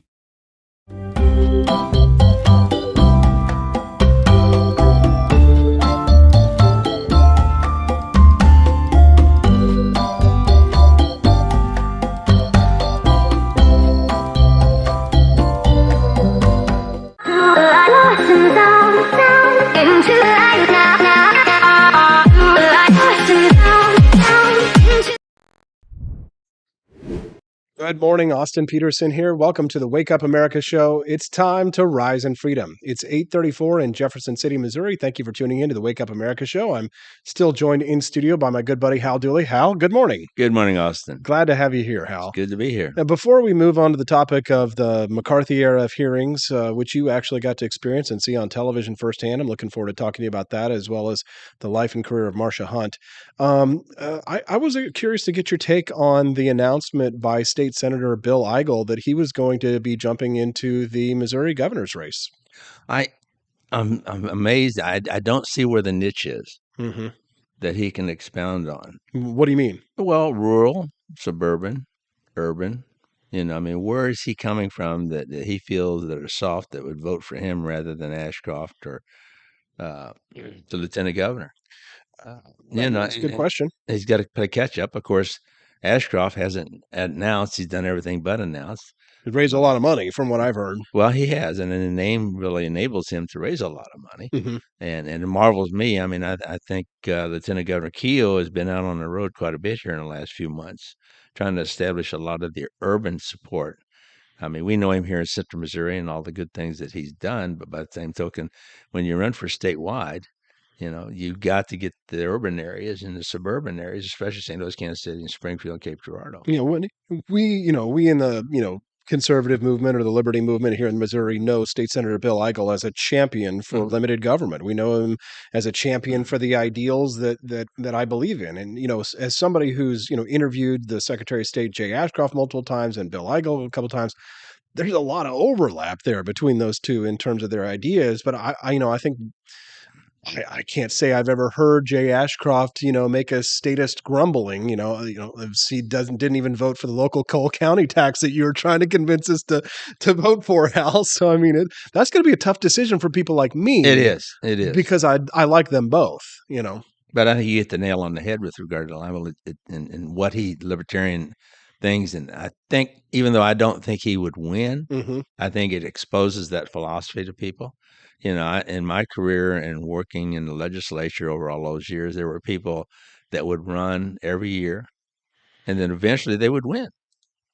I mean, there were people over there that they got beat again, but eventually, with term limits or whatever, the incumbent decided not to run again or couldn't run again, and then that person, whether it's an Austin Peterson, oh yeah, I know his name, he's run before, he's elected. And I looked not too long ago, when I say about 5-6 years ago, how many people that I recognized by name in the legislature that I knew had run and gotten beat probably pretty handedly at that time by an incumbent, but eventually they got that, and I might maybe doing that too. He's still a young man.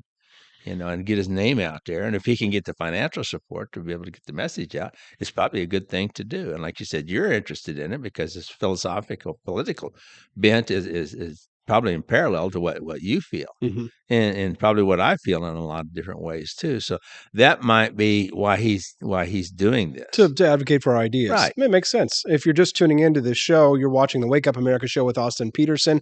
Joining us now in studio is my good buddy Hal Dooley. Let's move on to the next topic here. Marcia Hunt. She's one of the last surviving actors from the Hollywood golden age of the 1930s and 40s. She worked with Laurence Olivier and Andy Griffith. She died over the weekend. She was 104 years old. She was one of Hollywood's youngest character actresses. She was enough of a star to appear on the cover of Life magazine, and she seemed to thrive in the medium of television when suddenly what she said was work dried up.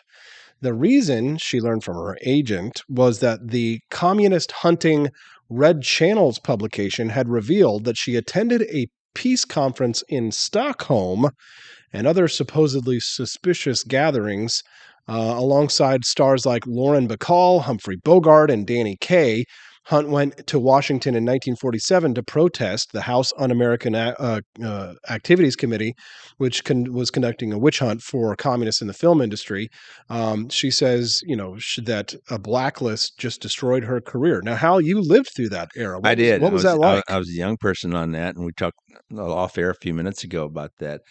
And all that with McCarthyism and the Red Scare and the communism bent, and why they went after the Hollywood community, I don't know. But at the same time, I also know that television came into vogue at that time, the old black and white sets, and savvy politicians in Washington finally realized, if we do this and we broadcast to every television in the United States, we're going to get a lot of play out of this. And I can remember watching some of those hearings, and I was a young child at that time, and just how emotional McCarthy would get, and he'd pound on the table and all this and that. And I know we've got you dead to right on this. And like you said, a lot like Lauren McCall, a lot of those, they're celebrities. I mean, they're known figures that they're going to be out in society, whether it's But weren't many of them were communists? Yeah. Remember Alger Hiss? But right, some of them were confirmed to be Soviet agents. But then again, we could talk about that all day long with regard to who is a communist. I mean, are you a staunch communist and you're going to march in the United States and take over? Or are you just a communist that believes that communal living is the way to go and we should be looking after everybody? And that's still that way today. I mean, liberalism really flourishes in the Hollywood community. Right, but liberalism is not communism. Well, it's not communism, but I mean, we're talking. We will take care of you attitude. But have they not been successful? And is it not? And is it not the case that many Hollywood quote unquote liberals, I hate to call them that, aren't communists, and that a lot of what they push in out of Hollywood is communist propaganda? Is that not the case? It is the case. Answer the question, Hal. I confess. Well, no, really, it is, because that's what it's all about. Is trying to push that propaganda, and really make it viable. Well, here's the thing. So I saw this little mini documentary called Marsha Hunt's Sweet Adversity, and it's all people like Rob Reiner and what was Tim Robbins' old wife, the lady from who I'm talking about, Susan Sarandon. Yeah, right. It's all people like that talking about how terrible it was that she lost her job, and so she decided to go work for the United Nations. So she was a commie. Mm-hmm. But once again, what was a communist in those days and what they thought a communist was? Well, it was the Red Scare, and like a lot of it had to do with the proxy war between, the Cold War and the beginnings of the Cold War between the United States and Russia, and a lot of the hangovers that we have of hallmarks of authoritarianism that we get in the American government today has a lot to do with that, and a lot of it was a proxy war between the forces of secularism and atheism, and between American Christianity, right? So a lot of American Christians were, and I think rightfully horrified by the acts of the atheistic Soviet regime against Christians and against groups who had been who sought freedom in the United States for religious liberty that they couldn't have in Soviet Russia. And so I think it was not just a proxy war between the governments of the United States and Soviet Russia. It was a proxy war between Christianity and atheism. And I think that bodes well today in the same manner.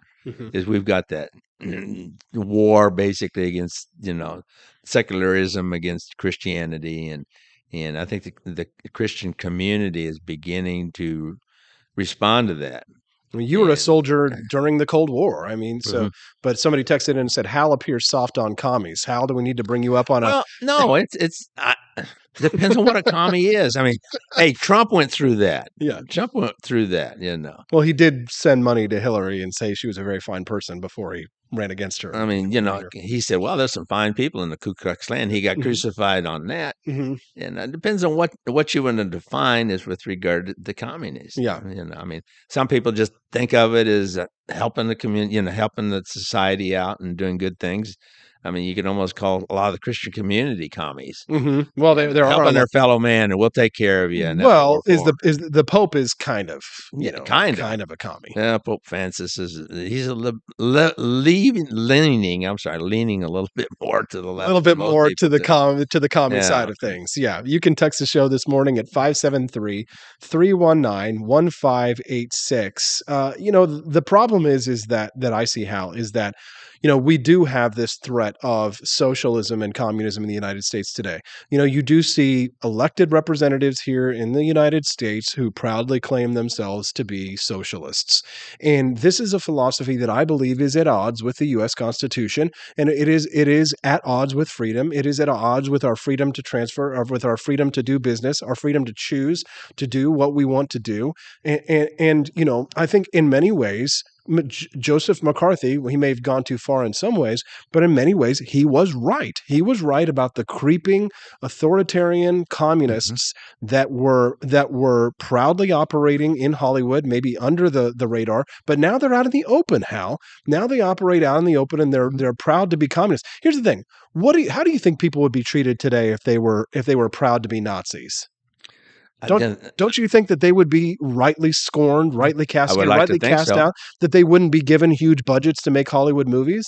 Then how come we don't do that with communists? Why do communists get a free pass when their ideology is actually, I think, even more destructive than National Socialism? It took us 10 years to destroy National Socialism. We handed them their ass in a high hat. It's taken us decades, and we still haven't defeated communism in the world. No, we haven't. And there's always going to be a basis for that, though, because we don't control the entire world, number one. I thought we did. Well, we don't control too much of anything anymore, right? We've given up a lot of that, especially on the US, economic side. U.S. Navy's theme from like the last 10 years has been the U.S. Navy, a global force for good. We could talk about that for another hour as far as the military is concerned and how much of a mess it's in. It is a big mess, Hal. It's a big mess. Definitely something we can talk about maybe when we get back, as well as this next topic. Claire McCaskill says that there are too many Democratic leaders who are ancient.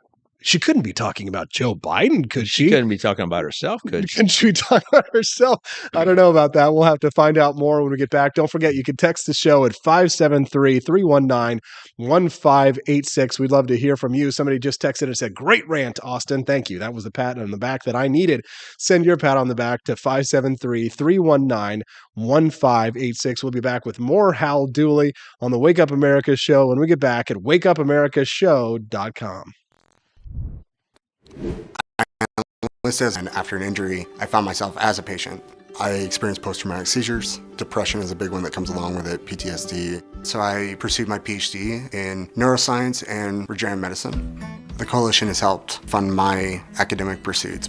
They genuinely care about helping the vet in whatever way that they can. Through supporting the coalition, you're supporting some of the veterans that have the biggest needs. Visit saluteheroes.org to learn more.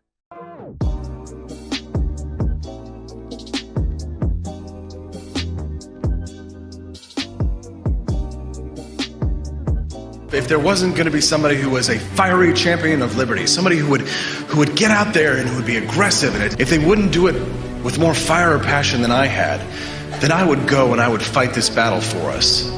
I've fought for the principles that we all share. Parties tend to be secondary to me. We're here because we believe in the principles of liberty. I am not a perfect messenger, but I think I'm a damn good one. This is a replica of our first president's flintlock pistol. You have my full support, my respect, and my gun.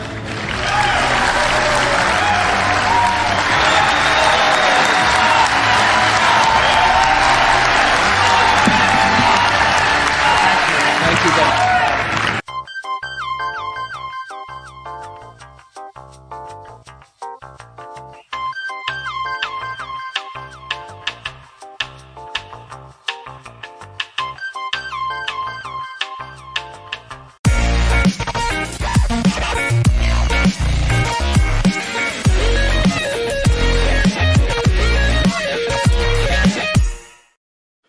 Had enough yet? Do facts no longer matter? Are lies to be encouraged instead of punished? This is not our inheritance. If truth no longer matters, we will not remain free for long. This is our generation's challenge, to defend our founders' hope that we the people could self-govern if we defend our right to get the facts. And right now, we're building the only defense of free people have, the facts, on every politician, every position they held, every statement they've made, every vote they've made, and any cash they've taken. It's the real history on those now pandering for your vote. There are hundreds of young people building our defense right now, and they need your help. We all have our passions, but as our ancestors knew, when events become so foul they threaten us all, we must stand and defend each other. Please, have our backs.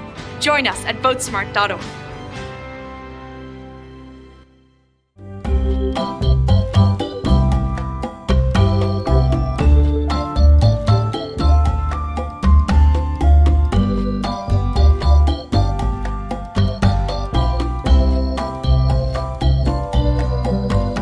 What would happen if I had to pick up the phone, call 911 for one of my family members or one of my neighbors? What would I do if no one was on the other end to respond? What if there was no 911? that you can be a part of the solution. Anybody can be a firefighter. Male, female, younger, older. We have school teachers. We have leaders in business. Is me, you, anyone that wants to be. There is no typical firefighter. As the world faces the challenges of the ongoing COVID-19 pandemic, Lions recognize that kindness matters now more than ever. And Lions and Leos are finding ways to continue to serve our communities, including ordering food delivery for healthcare workers, holding story time for children online, and providing surgical masks to medical professionals and first responders. Empowering us to do more, Lions Clubs International Foundation has provided nearly $2.5 million in grant funding for COVID-19 relief. And that support continues to grow. For more than 100 years, in times of need, Lions always find a way to help those around them. And after we emerge from this, we will be stronger than ever. Visit lionsclubs.org to learn more.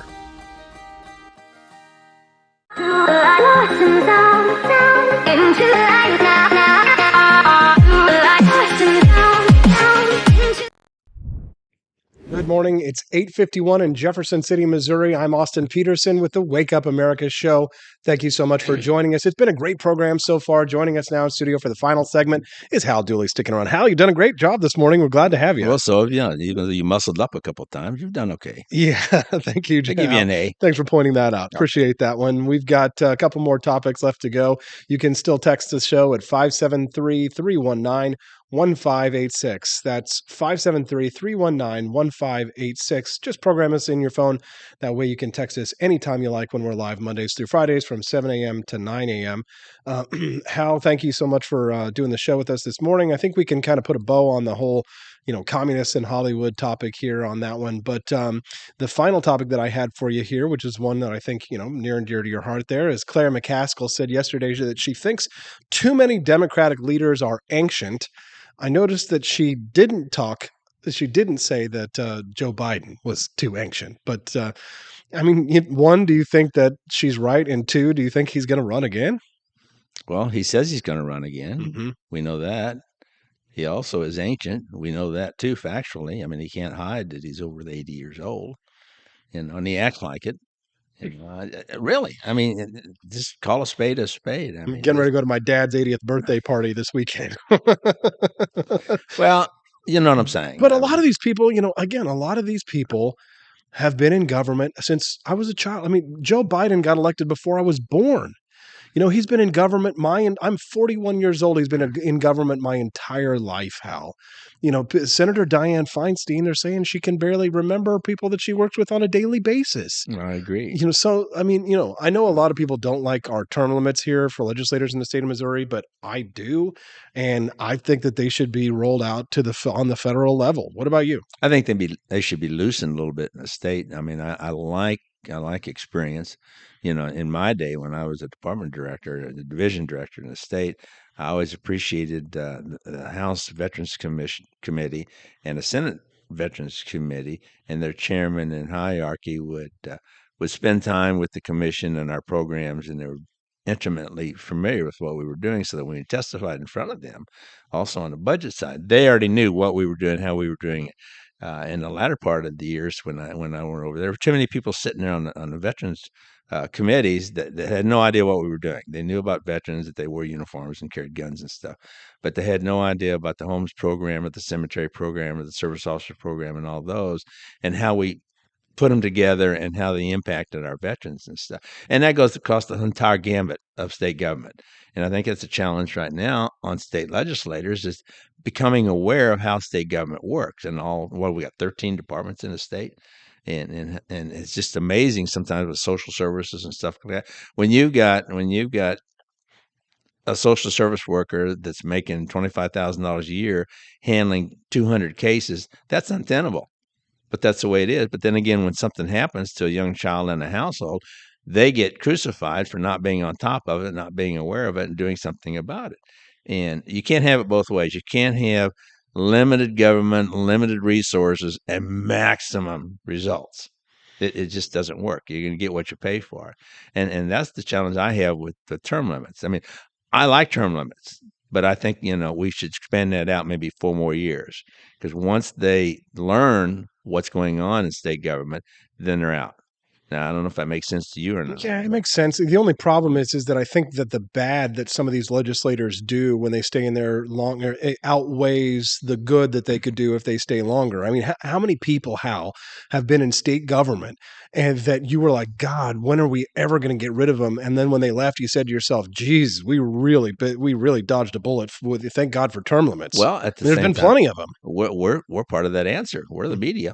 Yeah. I mean, you point out the shortcomings of somebody and they're not doing the job that they're supposed to be doing. I mean, that's what we're supposed to be doing. Mm-hmm. I think as the media is saying, Austin Peterson is not doing what he said he was going to do. But I mean, just like we have like the Electoral College, for example, right? Like the Electoral College is a term limit in a sense, in that the Electoral College not a term limit, but it prevents a Democratic majority from making decisions that will impact the broad swath of people. Because as you and I know well, Hal, most people aren't paying attention to this kind of stuff, and they're not even, a lot of them aren't watching the media, right? That's true. They should be watching and listening to the Wake Up America show, but a lot of people aren't, and the problem is, Hal, is that, I think you have to have these kinds of checks on government power that don't necessarily rely on the people to make those decisions. Just like the court system, for example, the courts are an anti-democratic institution, right? They go against the will of a majority. So to me, a term limit is anti-democratic, but that's a feature, not a bug. You know what I mean? Right. And I think we're saying the same thing. We're just coming at it from a different viewpoint. I mean, I'm a little bit more lenient with regard to term limits than you are, maybe because I cherish the experience that these people pick up. And you got to have it, because I know it has disastrous results when you got people that are making decisions they don't know anything about. But a lot of times, and you're a lobbyist, don't they just go off and like advise the government in the form of, like do lobbying and things like that? So, I mean, they can still bring their expertise to bear in government. They just can't vote on legislation. Right. Right. And they do that. And basically, in lobbyists, when we're talking about that, there are lobbyists on both sides of most issues. Let's talk about abortion. I mean, that's the number one right now. Right. There are just as many lobbyists on pro-abortion as there are on the right to life people. Right. But I mean, like, isn't that, my question is like, isn't it if we have term limits, and you're saying that the concern is that they can't use their experience in government? They can still use their experience. They can still become advisors, political advisors, and they can still work in one of the many bureaucracies that we have here in the state of Missouri. But then you got a new legislature, and you got to orientate them all over again. Right. Well, I kind of like turnover, within the legislature, simply because the bad guys outnumber the good guys. If that wasn't the case, Hal, then you made a little face there. You think the bad guys outnumber the good guys? Outnumber the good guys? Well, you disagree? I disagree. Well, you mean you disagree? Explain thyself. Well, I think most people that go into public service go in with the right attitude and want to make change. And the road to hell is paved with good intentions, Hal. I understand that. But what other attitude you want to take? I don't know. I mean, what is Plan B, Austin? I've told it's an abortive fashion, but we'll have to talk about that at another time. Hal Dooley, you are a good friend of the show, and we're glad to have you on for your very first appearance. Thanks for coming on today. I enjoyed being here. Yeah, we enjoyed having you. We'll definitely have you back on the Wake Up America show with Austin Peterson. Thank you so much for watching the show this morning. It's been a great first week, and now our first show on a Monday. The Wake Up America show with Austin Peterson is just kicking along great, but we need the support of viewers like you. You can go and make a pledge of $17.76 a month. Join Peterson's Patriots. All kinds of great benefits for people who sign up for a monthly donation of $17.76 a month. You get a 20% discount off the AP for Liberty shop if you sign up today. You're entered to win drawing this awesome sign that I've got behind me, this beautiful wooden sign. You could win if you sign up to become a member of Peterson's Patriots. Help us to become cancel-proof by joining Peterson's Patriots with a pledge of Peter Piper picked a pickle peppers, $17.76 a month. And we'd be super grateful to have you and your support so that we can grow. Also, I am hiring. So if you are tech savvy, able to work and to help me run the live stream, send your application for my review at austin@stonegatellc.com. That's AustinStonegatelLC.com. Austin@stonegatellc.com, and I will take a look at your resume and make a consideration. Who knows? You could be working for me. But if you want to help me to hire somebody, then please make a generous pledge at wakeupAmericaShow.com/support. And we'll be back tomorrow on the Wake Up America Show, where we rise in freedom every Monday through Friday at wakeupAmericaShow.com.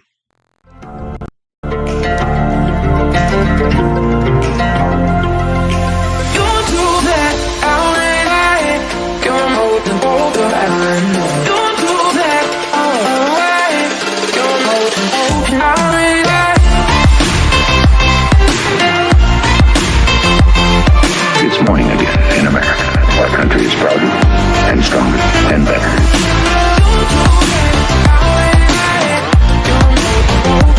I like shooting things, but whenever I can't shoot something, I like to cut things. My life isn't all about shooting and stabbing and cutting, though. Sometimes I have to do actual work, but when I work, I still like to have fun. And there's nothing less fun than trying to cut with a crappy knife. Thankfully, from the ancient sect of Christian knights, who also loved cutting and stabbing, comes a new implement that has received my personal blessing, the Templar knife. Like the ancient sword of Excalibur, you don't choose a Templar knife, it chooses you. You just decide what kind you want on the website first, however, and then order it online, and then it chooses you. The Templar knife comes in a variety of shapes. As a man of culture and taste, I have decided I will never use a terrible knife again. And thanks to the inspiration provided by this excellent product, I have decided to launch a new crusade against anyone using less than superior knives. Join me, brothers and sisters, by visiting uppercuttactical.com/pages/Templar-knives. That's a lot of slashes. For that, you'll need a Templar knife. For 10% off, use code AP for Liberty and join me in a quest for glory, for liberty, for Christendom, for the Templar knife. Get yours today. Fire.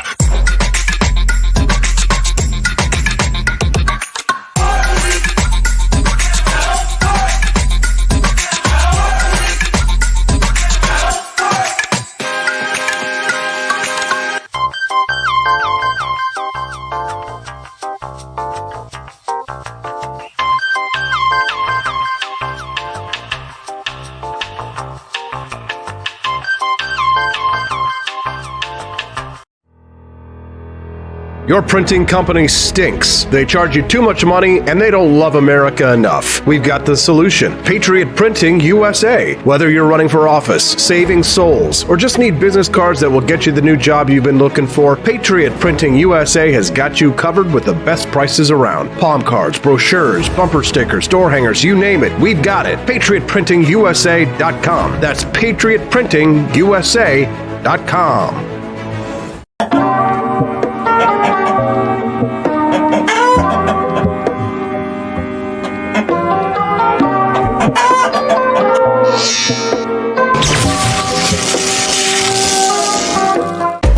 Want an engaging website to boost your business? You're just a click away from 5-star Fiverr talent. Hundreds of freelancer skills like web design. Head to Fiverr.com today and get something started.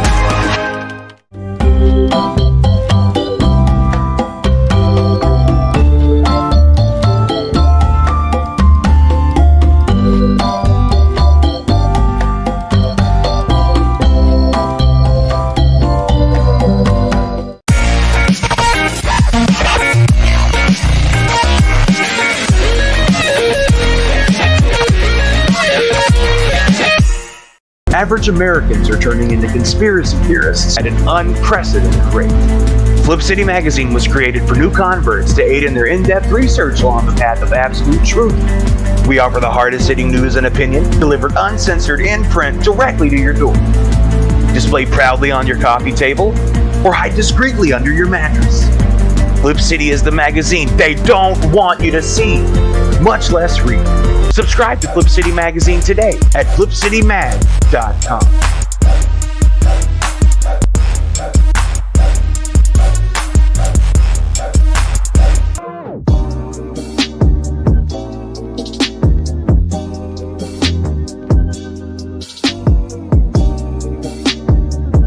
I would remind you that extremism in the defense of liberty is no vice.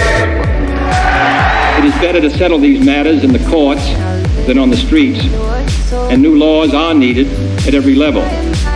But law alone cannot make men see right.